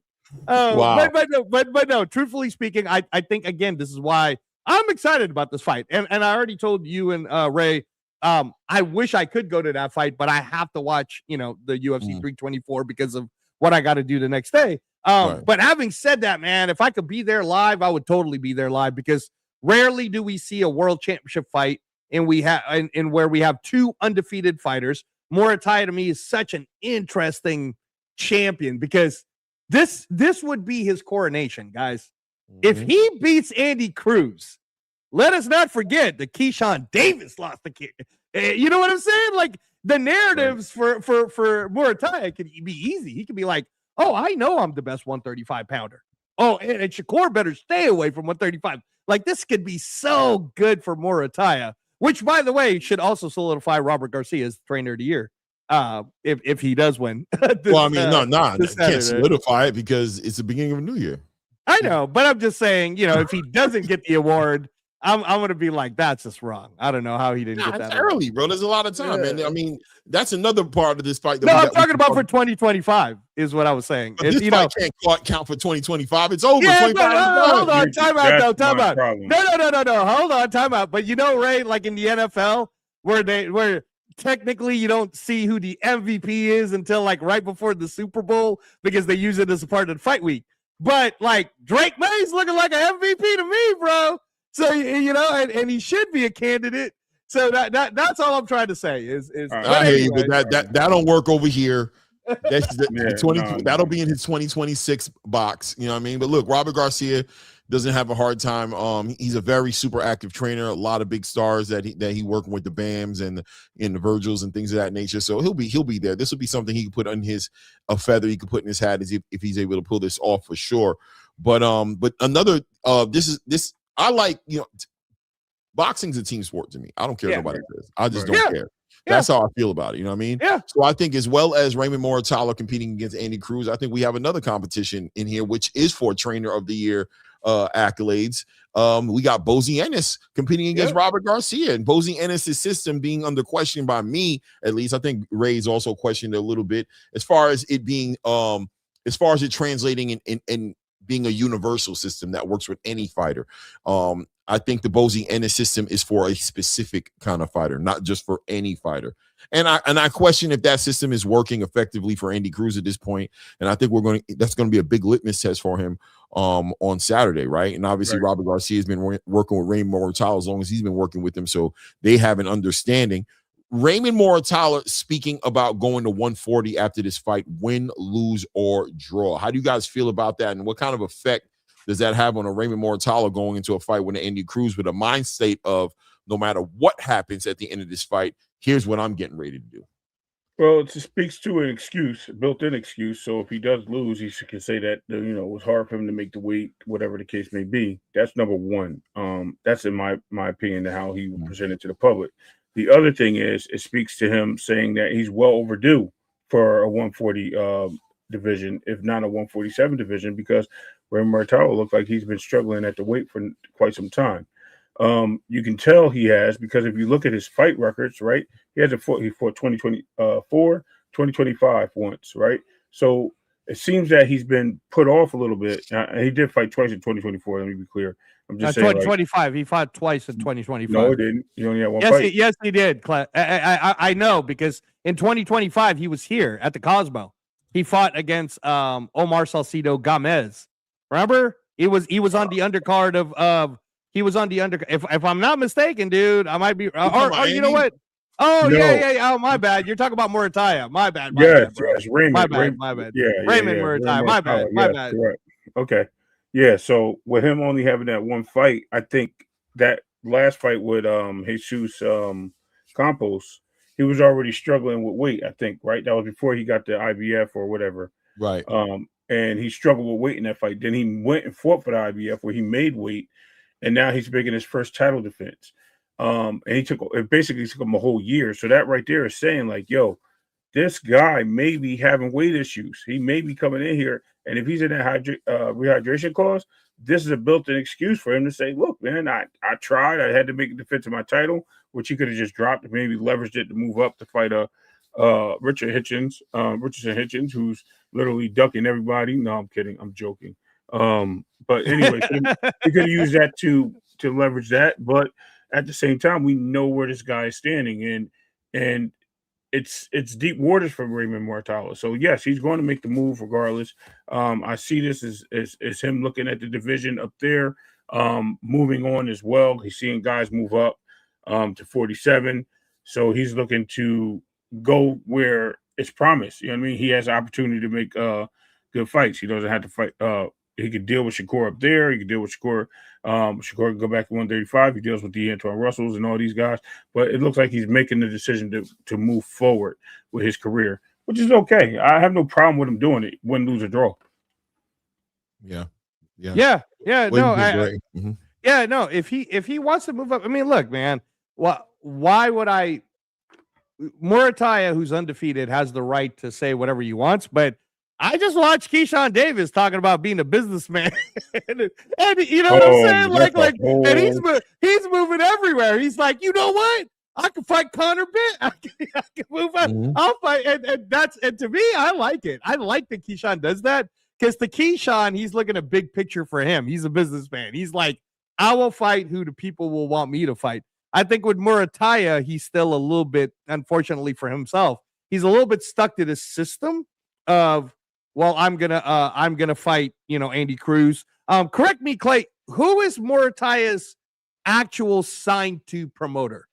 Who is that group? Is it Top Rank? Yeah, it's Top Rank. Okay, so I wonder, and again, I'm just gonna throw this out there. Okay, I just wonder if maybe the reason why he's saying I'd like to move up, whether it's 140 or 147 or whatnot, is there a possibility that Top Rank could be losing Muratalla also? Which means Muratalla could go to Matchroom, Muratalla could go to Zuffa. You know what I mean? Because Top Rank doesn't have a TV deal.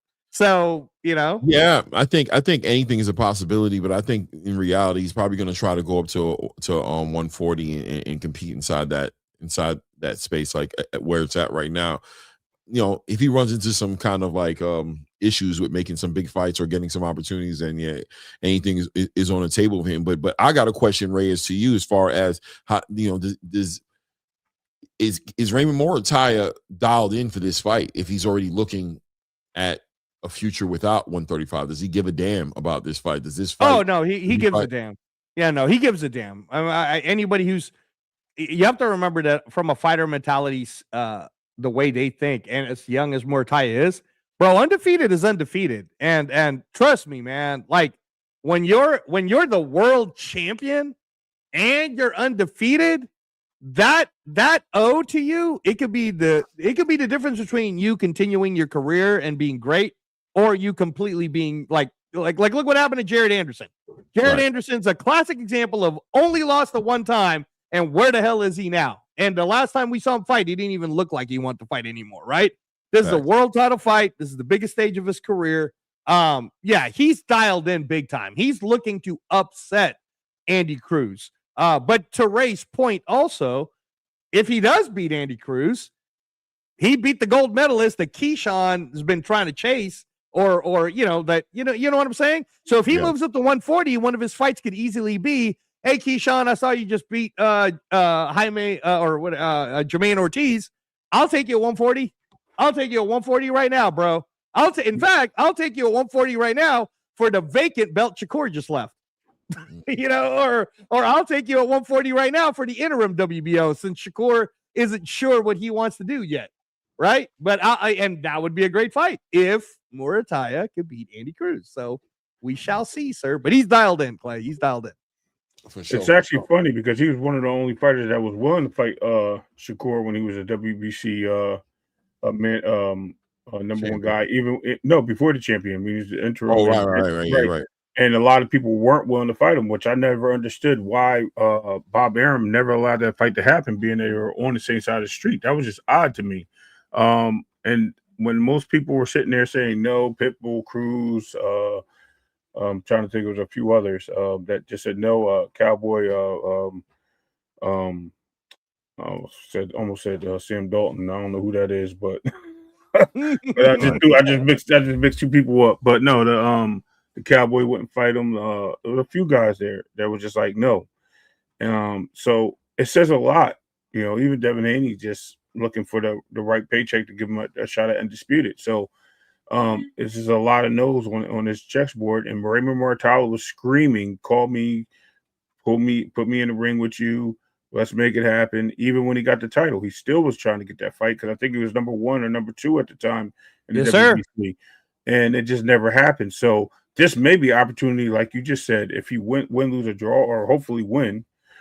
He goes up and he goes after Shakur at the WBO if Shakur is successful, or maybe he goes up and they just make it happen either way. If Shakur is not successful and he's not successful, it's just a great rebound fight for both of them. So at the end of the day, and it's a big star fight. You know what I mean? It's not like it's a small fight. You know, regardless of how we look at it, it's what we should have had years ago or 2 years ago, rather. Right. Right. Mine yours says, why, Clay, you spoke on Top Rank possibly being done for good. I didn't talk about Top Rank being done for good. No one said that.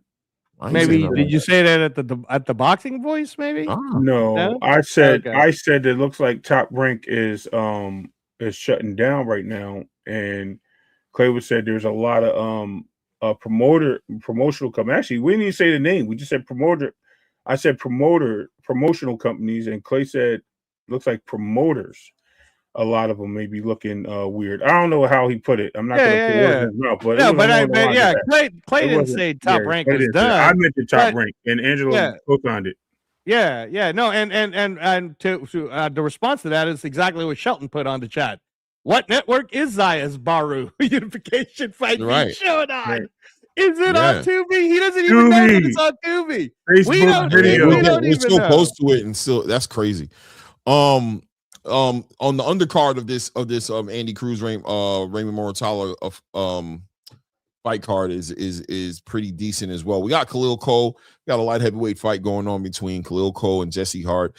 That WBC USA light heavyweight title that Khalil Cole has is going to be on the line. But more importantly, Khalil Cole really just one of those fighters in the bigger picture. You want to see him. You got to think about him and Najee Lopez, him and and what's his name, Ezra. I can't remember what his full name is, and even Ben Whitaker, or any of those names, those up and coming light heavyweight names, especially with David Benavidez, now campaigning in the cruiserweight division. I can't even see him coming back, even though he says he wants to. And if he does, whatever, that's on him.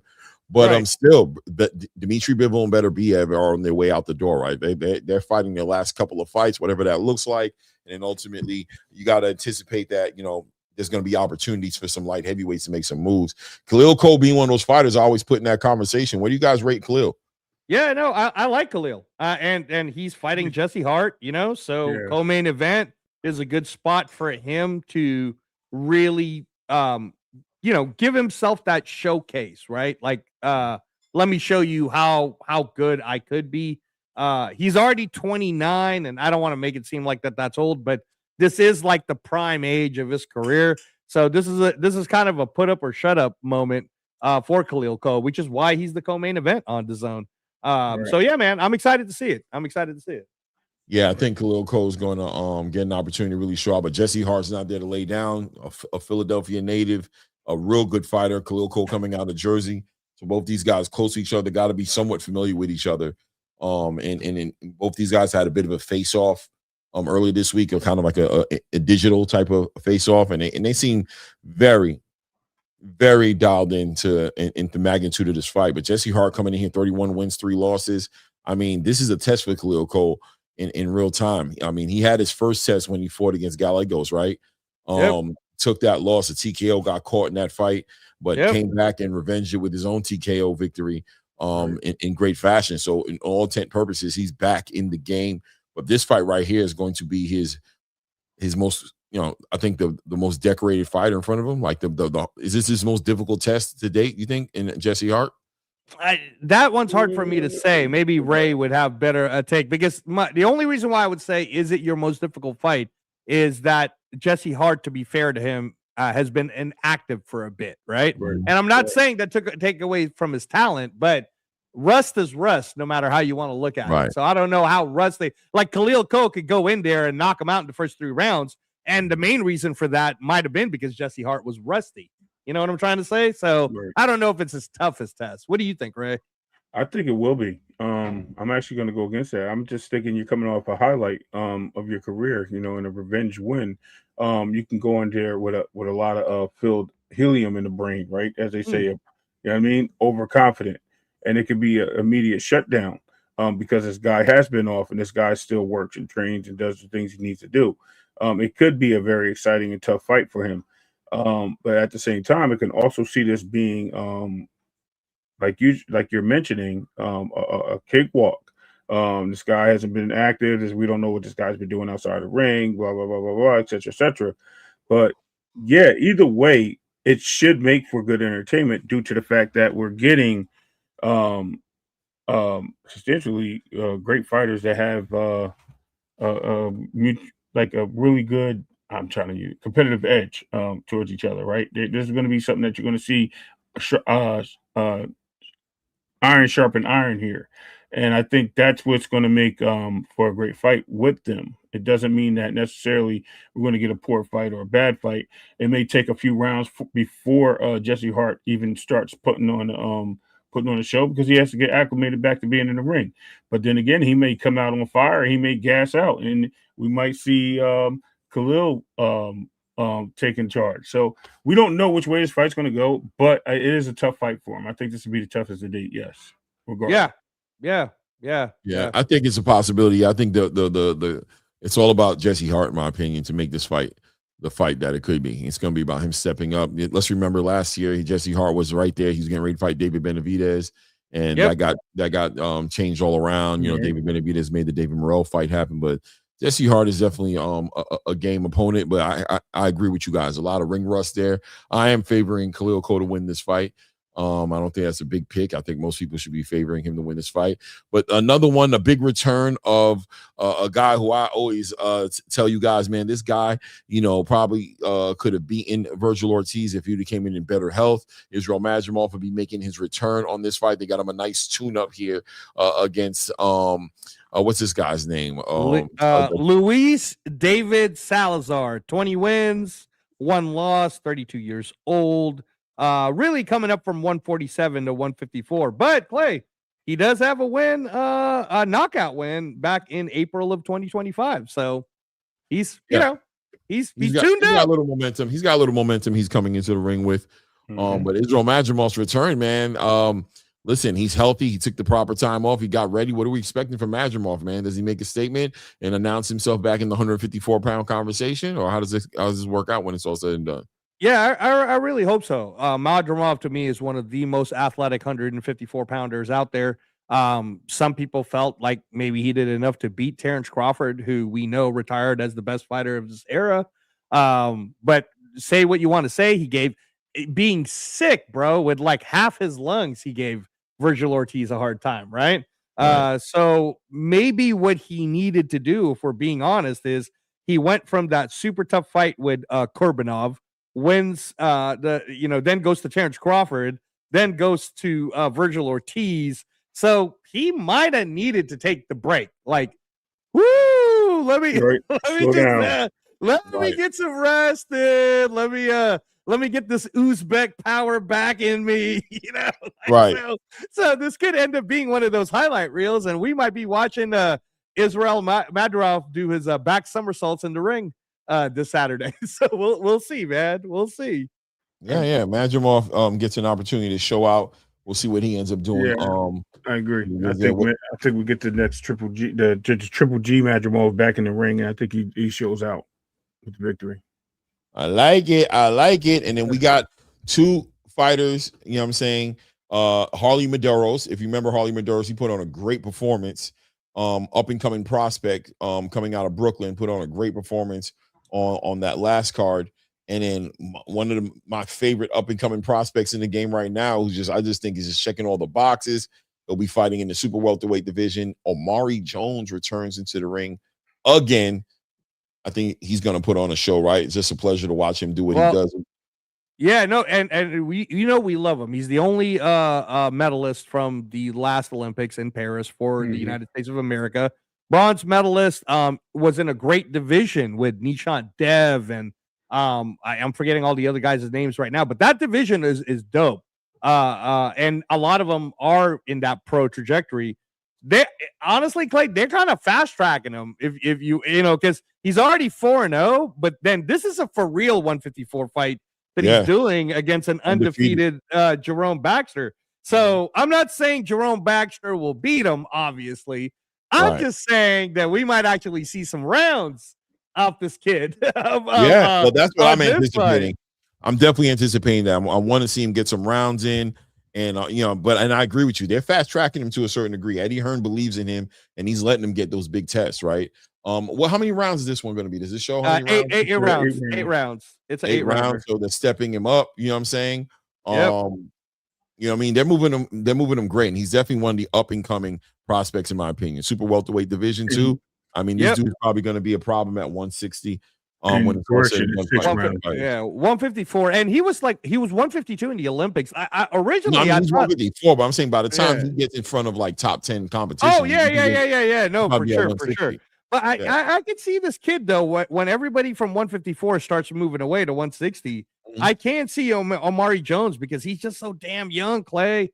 He's only 23, man. You know what I mean? Bro. That's what I'm saying. Is he going to be able to maintain that 154 by the time he gets he will. He will. I think he will. I think he will. I think he will move up till he's about 26, 27. I think he's got a few years under him. I think he'll get an opportunity because these guys, like he's saying, will eventually move to 160, and some of the guys will just be gatekeepers and journeymen that just be in front of him. So yeah, we'll absolutely see Omari Jones with a strap at 154, if not 2. And possibly moving to 160 for a mega fight with a future champion, maybe a Boots Ennis, or I'm throwing it out there. You know what I mean? With Boots Ennis at 160 for a title. Something that we would like to see. Maybe even as Xander Zayas, we never know. That's true. They're about the same age. So yeah, no, that's absolutely true. I was gonna say, Clay, did you miss this? Because if I'm not mistaken, bro, one of my favorite young up and coming fighters from Jersey, Zaquin Moses is on. Zaquin. Man. That's baby Floyd Mayweather, bro. I love that kid. No doubt. That kid is awesome. Baby Floyd, that's funny. That's hilarious. Hey man, you know what? I knew he was on the card, but you know what it was? They didn't mention him. Looking at the box rec, and I don't see him on there. But I know he's on this card. But he's supposed to fight the 7-2 guy from Argentina named Leandro Damian Medina. 7 wins, 2 losses, 135er that's moving down in weight, I guess. So, but Argentina is always tough, man. So this should be, if he knocks this dude out, that'll be awesome. Because Argentina people are hard to knock out, but they are there for you to knock out. Himself some stoppages too, right? Zaquin's starting to become a little more aggressive. Oh man, that's why I call him Baby Floyd, just because he reminds me of when Floyd Mayweather came out of the Olympics. Remember, like the pretty boy, where he would be like right there to try to knock a dude out, and I like that. I like how Zaquin's definitely very talented enough to just go do the Shakur and dance and do the whole bit, but he's there to put people away, man. He's already got, of the 5 fights he's got, he has 1, 2, 3 of them. So he's 5-0 with 3 knockouts. Right. So pretty good. He's building up his knockouts percentage. He's getting it up. He's getting aggressive all of a sudden. So definitely interested in seeing that. What I'm going to do is I'm going to throw the link out there. If a couple people want to come up and build on the panel. Oh, you didn't want to end at the 2-hour mark because we're already there. I don't need to do it no more. All right. Now I know how to do it myself. I don't need the AI. Okay. All right. Matter of fact, it's better and easier for me to do it. All right. We had some gems today, man. Like I told you. Clip that when I said Dalton Smith was going to destroy. It's real.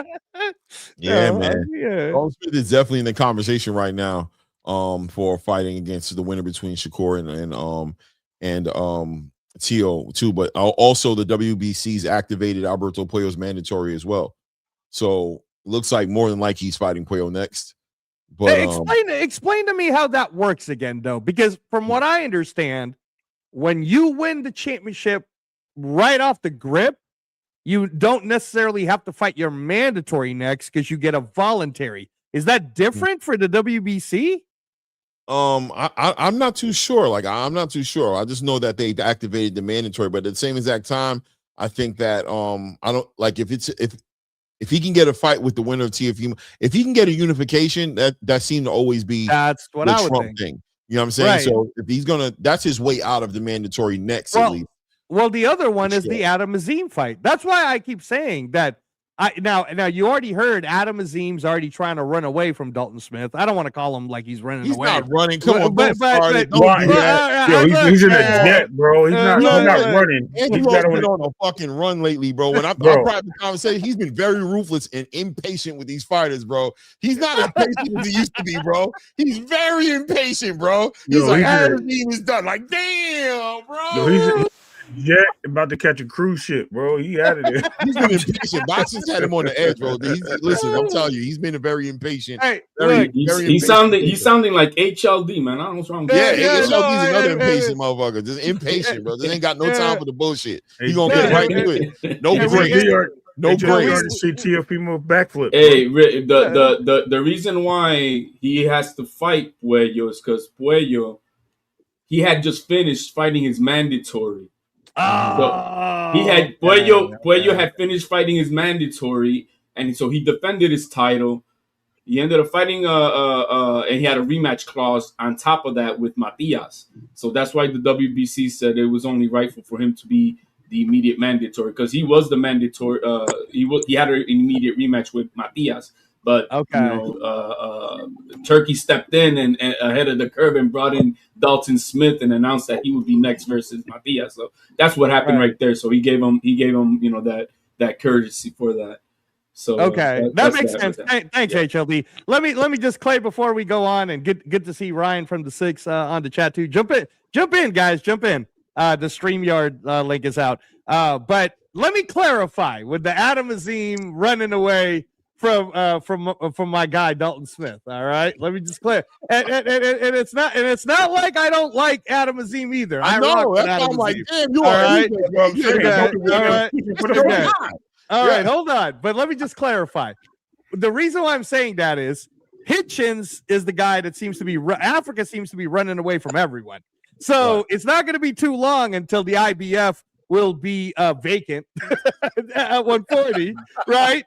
And that's what Adam Azim said after he beats Lemos. He said his next goal is to go after the IBF. He didn't necessarily say Hitchens. He just said, I'd like to get the IBF, right? Like so I think that there's something brewing in there where Ben Shalom and boxers trying to get the IBF title if Hitchens does leave. The thing is, if Hitchens loses versus Duarte, he may have the belt available to go after it. So we don't know. That fight's going to happen on the 23rd, right? So February. Now let me ask you that, HLD. Do you think Duarte's got a chance against Hitchens? Oh, absolutely, absolutely. Yo, did we forget what the whooping Lemos gave Hitchinson? You don't think that Duarte is a better fighter than Lemos? Oh no, Duarte's amazing. No, I want to ask you. No, I don't. Want to ask you that. No, I don't. I don't. Yeah. Nobody asked for Medicare. You don't think Oscar Duarte is a better fighter than Gustavo Lemos? No, Duarte is trash. Okay. He's not very good. He's better than Lemos. He's better than Lemos. I just looked up, Ray, the Zayas Baru unification. That's gonna be on the zone, brother. On the 31st. Oh! Thank you. That is a big move. Huge move because thank you, Sheldon. That is a top-ranked fight. Hold on. It's gonna be on the zone. I'm gonna go to my DAZN app right now. Hold on. They're both on the zone. That's crazy. I know. I believe you. No, I'm talking to Reyes. I'm looking it up. I don't believe that. Yeah, because that would be crazy. They're robbing themselves basically. Not only are they robbing themselves, but it's Top Rank announcing a network deal. No. Well, I think they were going to move there anyway. Eventually, I know, but is this an announcement? If Top Rank streams a big fight like that on the zone, they don't even have another. Who's Abbas Baharu? Isn't he like a free agent? He's not a. He's a pro box fighter, isn't he? Like a pro box guy? A pro box or something like that. That's what I'm trying to say. So for him, this fight is going to be a top rank fight. So if this fight streams on the zone, bro, is that an announcement of some sort? That would have been everywhere. I think that would have been everywhere. I ain't gonna lie. I'm siding with HLD on this one. I just don't believe it. Yeah, I think that what happens is there's a problem with AI. AI will gather like the majority of opinions and shit on the internet and they'll spit out whatever it feels just to give you an answer. But Is it solidified? No, it's not a solidified answer. I don't trust that AI shit. But you gotta you confirm everything. also got to admit that AI is listening to your phone every single second, your computer every 5 seconds, and it's gathering information out so that way and put it out there. But it is not there. I do not see it on their website site. Yeah. But they do have a couple of type rank fighters fighting on their card, so on their channel. So I mean, to say the least. It'll be on Guapa TV, Canal 4 in Puerto Rico. Wepa. Not Guapa. Get out of here, bro. No, Guapa TV, bro. Guapa TV. I'm definitely calling Low Nose, and I'm gonna tell him you said Guapa. AI says Guapa. That's the network channel in Puerto Rico. Guapa TV. I know. WAAPA. I got you. I know. But AI says that it's streaming on ESPN. Yeah, exactly. See, it'll say anything. Yeah. It does. I don't trust that. I don't trust it. Says the ESPN Plus. This will be the main platform for streaming the fight. Well, we know that's not it. Well, we know that's not happening. Exactly. Well, I'm just showing you how wrong they can be. Yeah, we know that's not happening. Yeah. Let me see. Why? No, that shit's on Fubo, bro. Wait. Watch live TV with Fubo. Oh no, is it what? Hold on. Because right under here on the top rank side, it says watch live TV with Fubo. I think it's shit might be on Tubi, man. It might be on Tubi. Shit. On Tubi. I just checked my DAZN too. It doesn't say it doesn't boo Shelton, bad information. It's not on that's what the fucking Google. Don't boo me. Google said it. Don't boo me. Boo Google, motherfucker. Boo Google. You did announce it. It is what it is. Don't boo me. Boo Google, goddammit. I'm like, damn, if they did that, man, that's like a top. I thought that would be a huge announcement. Would be cool. But they got another fight. I don't know how they could do that because they got another fight on the 31st. They got the Shakur TEOFIMO fight, right? Yeah. That's what. And earlier in the day, they got the Josh Kelly, Muratalla. Yeah, so it's a lot of shit going on. Yeah, that would be a crazy weekend of fights, bro. Straight crazy. Well, again, they haven't announced it yet, but that whole weekend, June 30th, is another Zuffa boxing card. And then the 31st is the whole TO. And I like the Zuffa thing, man. I like the fact that Josh signed over there, too. That gives him a name over there. What do you guys think about hold on a second, what is this here? Is there somebody in the back? No, nobody's in the back. Okay. What do you guys think about this this whole entire Jermell Charlo calling out Virgil and Jerron and kind of like putting the feelers out there? Like what do you guys make of it? If he wants to really do it, I hope it is real. If not, stop selling move tickets. I would like to see the fight for either one of those guys. I think it's a good fight. That dude been out of the ring how long? 2 years. 3 years. 3 years. Nothing. I think nothing. 3 years. 3 years. Nothing. It's not a goddamn thing. It don't matter. It don't matter. Well, he didn't take a beating versus Canelo. He didn't, and he didn't lose at 154. He's really considered still the lineal champion. If you really want to consider, he'll take a beating against both of those guys. Let him take it. I want to see it because he sure as heck didn't take it versus Canelo running around. I was actually thinking about that. I don't know, bro. I mean, him being out of the ring, I could say the cobwebs maybe slowing him down, but I mean, you put some oil on them joints, bro. He might be able to pull out a victory against both of them. He's in the same position. He's like Thurman, who hasn't taken a beating. He's just been out of the game. No, they're the same age. They're the same age. I don't care, bro. Thurman is no Charlo.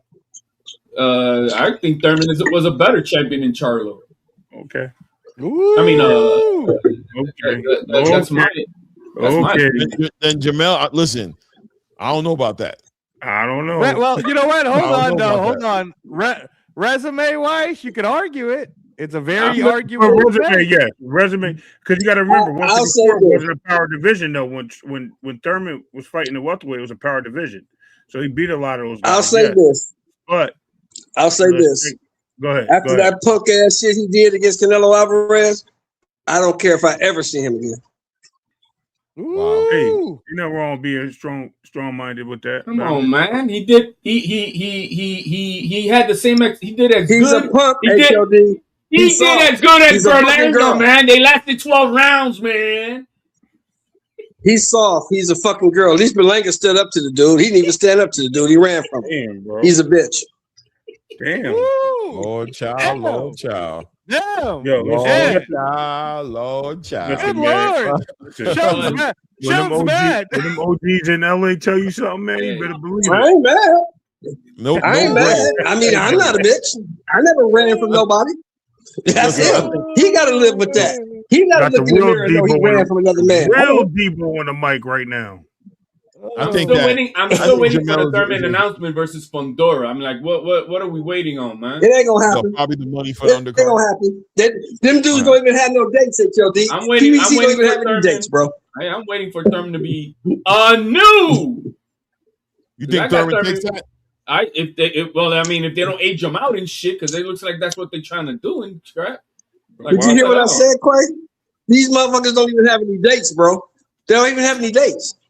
There's a hold for March 21st in Vegas at the MGM Grand by PBC. So I'm expecting an announcement soon, but is it going to be that fight? I think it's going to get announced. I think it's going to happen on March 21st. I hope it's that fight, bro. I hope is. it. I mean, so you know, we'll see.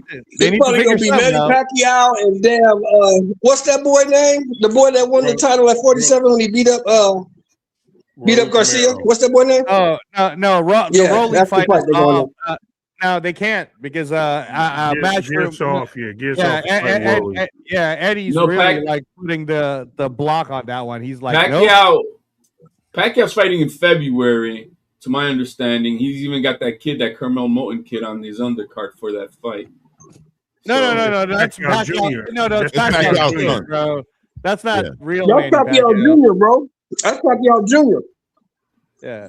Okay. Yeah. No, Pacquiao's probably not fighting shit. I thought he was fighting. He was promoting his own fight. That's what I. No. He was promoting a show at Foxwoods, and that has Carmel Moten. And also has his son, his legitimate son. But the better fighter is his illegitimate son. That kid can fight. So. Oh, Reyes. I saw that guy fight. Reyes, I saw that guy fight. It's not good. It's so crazy. The legitimate son, he's not good. But the illegitimate, Sheldon, you got to go find the illegitimate kid. The kid he can fight. Why are you putting all his business out there like that? No, it's not. Hey, man. It's all over. Listen to me. All right. I got you. It's all over Philippine news. This isn't like private news. Everybody in the Philippines already knows about this. I'm just messing with you. Manny Pacquiao is the devout Christian, bro. He has no illegitimate kids, bro. John Snow of boxing, bro. He's the John Snow. The dude that I watched, Reyes, he's worse than the dude that I watch is worse than he's worse than Campbell Hatton. He's worse than him. Right, and Campbell already retired, so yeah. I heard Campbell was talking about coming back. Actually, and did I hear this correctly? That you guys said that the Muratalla officially say that win, lose or draw, he's moving up to 140 versus after. That's what I'm hearing. Yeah, that's what Robert Garcia reported. Yes. Oh yeah, you see that it makes sense. The guys look, bro. He's been drained for like a year and a half, 2 years now, bro. Looking more sluggish, not having no pop on his punch. He's a big dude for 135. Finally, unless he gets cooked by Andy Cruz now because of all this weight training he's been doing. So let's hope he's got one more in him. And our last show that I was on here with you guys, I don't believe in this Cruz guy. I do not believe in this Cruz guy. On our last show that we were on, we were talking about the whole Virgil Ortiz and Boots, and I threw at the end. Yo, there's one guy at the end that's playing behind the scenes and laughing his ass off, and that's Turkey. You guys did hear what Robert Garcia did say, right? Yeah, that he thinks that Turkey's probably a shot at Oscar. And that he's trying to get, and that he's probably the guy. Not that's why he's not putting up the money. This is all about money. It just comes down to they're not getting the type of money that Turkey is getting. You know what I mean? Now Turkey's like, you know what? If you could get out of that contract, maybe we could sign you two along with Jayo Pataya. You know what I mean? So who knows if there's a lot of there's a lot of stuff going on behind the scenes. Look at what they say Virgil's asking for though. Virgil Ortiz and Boots Ennis ain't worth $7 million together, let alone separate. So let me ask you a question. Unless Turkey's offering it, and that's where they're getting that number from. Right. Forget. Number one, but do you think Shakur and Teo's worth $9 million each? Where do you guys get 9 million? Hell I don't no. know. Okay. Hell no. And I don't believe they're getting that. Okay. And I don't believe they're getting that. You sure? They're getting more. They're getting more. Okay. I don't know where you got that number from, but that's the contract. That's the contract. 9 million each is what they're getting. But okay. Well, I know what Teal's is. And I don't know what Shakur's is. This though, I will say this to your point. I believe Shakur and Teo are worth more than Virgil and Boots. Okay. I mean, what's the fight that's being highly demanded right now by the fan base? Well, because it's not announced, so that's why he's going to be the next one up. Doesn't matter. I understand that, but Virgil, you can't ask for that kind of money. You can't ask for that kind of money, Ray, when you ain't never been champion of shit. That's not true. But let's put it this way, right? Let's do this. Let's do this. If they both fought on the same night, both parties, right? What fight you think would generate more fan base to watch? I'll probably Virgil and Boots. Okay, what's my case? I don't know because I know I'm going to one fight and not to another. That's because you live in New York. Where the fuck you going, man? Ringside. Anybody ask that shit? Keep it to yourself. Ringside. So yeah, I don't know who's gonna be watching what more. Hey, so we'll be in New York, right? Yeah. We'll be in New York, right? Next week. Go ahead, man. Yeah, no, let me just address this real quick so that I can finish with the Pacquiao thing.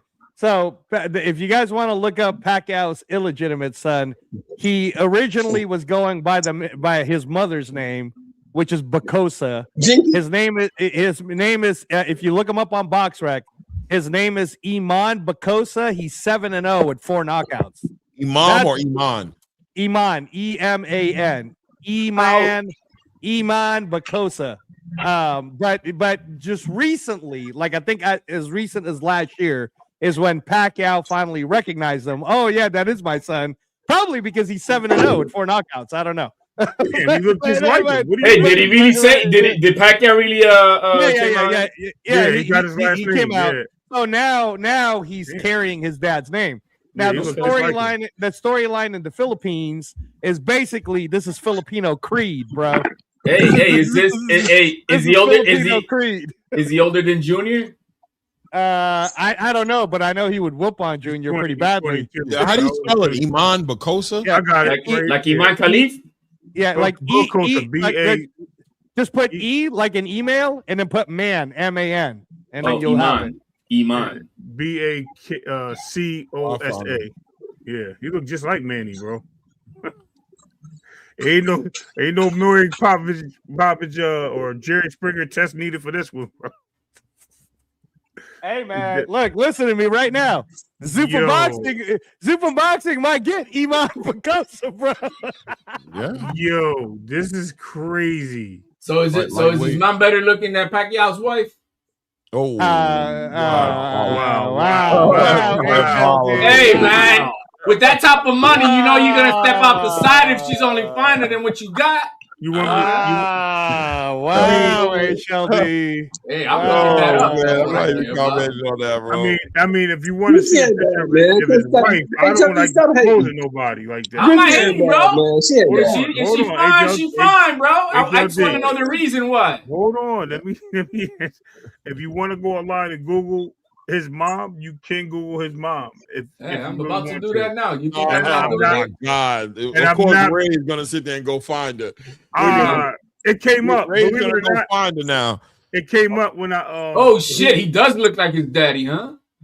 Yo, it's so funny. Jinky's cute though. Don't be hating on Jinky, man. Yeah, I'm not hating. I just want to know that if the side piece was even nicer looking. Nah, bro. His mom is not that.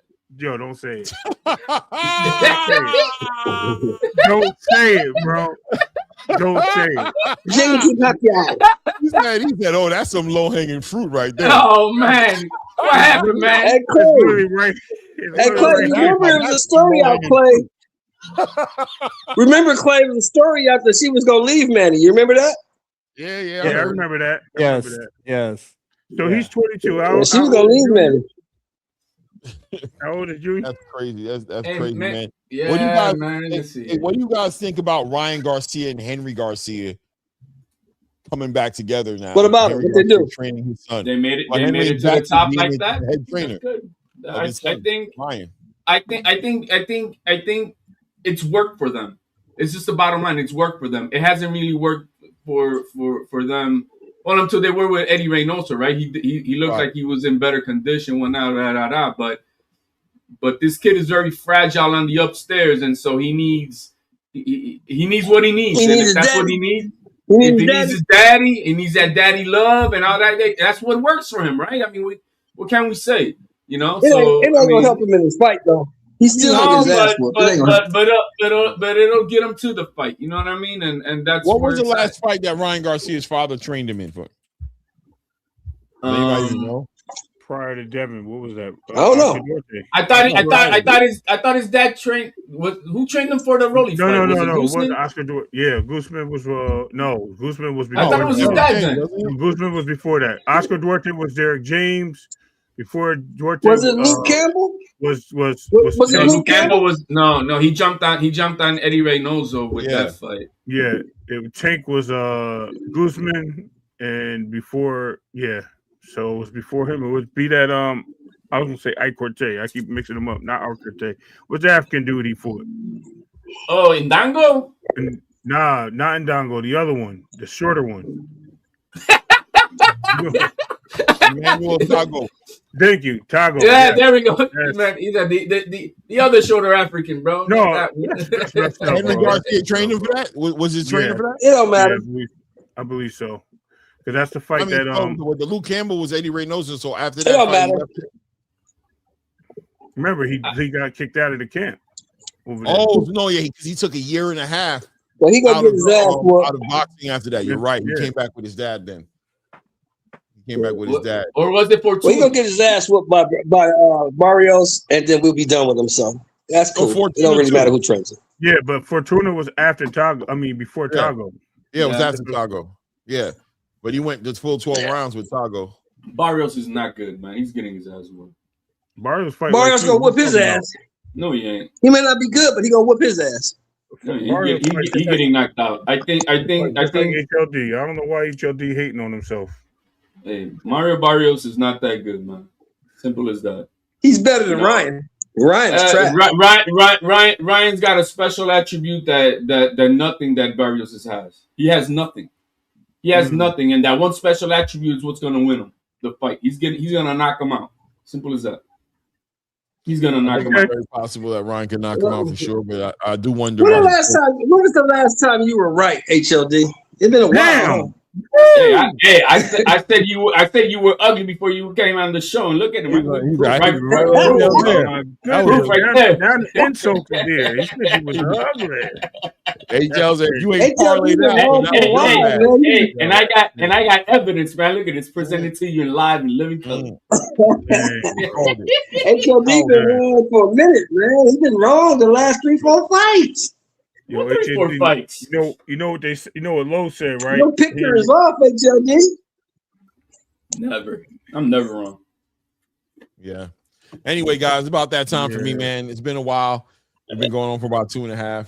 I'm gonna go eat, do what I do. Yeah, do your thing, man. It's Martin Luther King Day, man. You gotta celebrate, bro.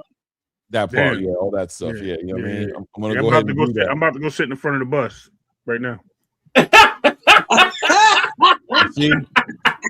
This motherfucker. Leave it. Right now, bro. Oh my God. Anyway, that being said, salute to everybody in the building, man. Hit the like button, subscribe to the channel if you haven't hit the subscribe button. Until the next one. We'll be on tomorrow too as well. We'll be on tomorrow. Today was a special Martin Luther King Day edition to it, but we will keep our normal schedule Tuesdays and Thursdays at 3 o'clock. Until the next one, guys, I appreciate you. It's your boy Rain. You already know the suspects. It's a Combat Media Show. And at this point, until the next one, we out.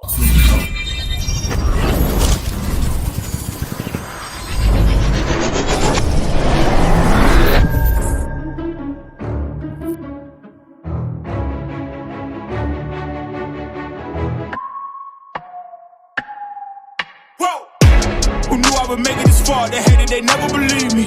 Yeah, I would never drop the ball. I know I make it look easy. Yeah, Mayweather with the defense.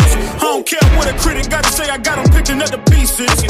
That me, you really playing with your life. I'm about to come and run it all back. I'm the new era, about to snap back. You ain't fitting for it, cause you all cap like. Hold up, I shoot my shot, wait, hold up. I'm really about to run this go up. You know it's all net when it go up. Ain't got no other plans, you don't need to understand, ayy. We on overtime, you don't need to understand, ayy. You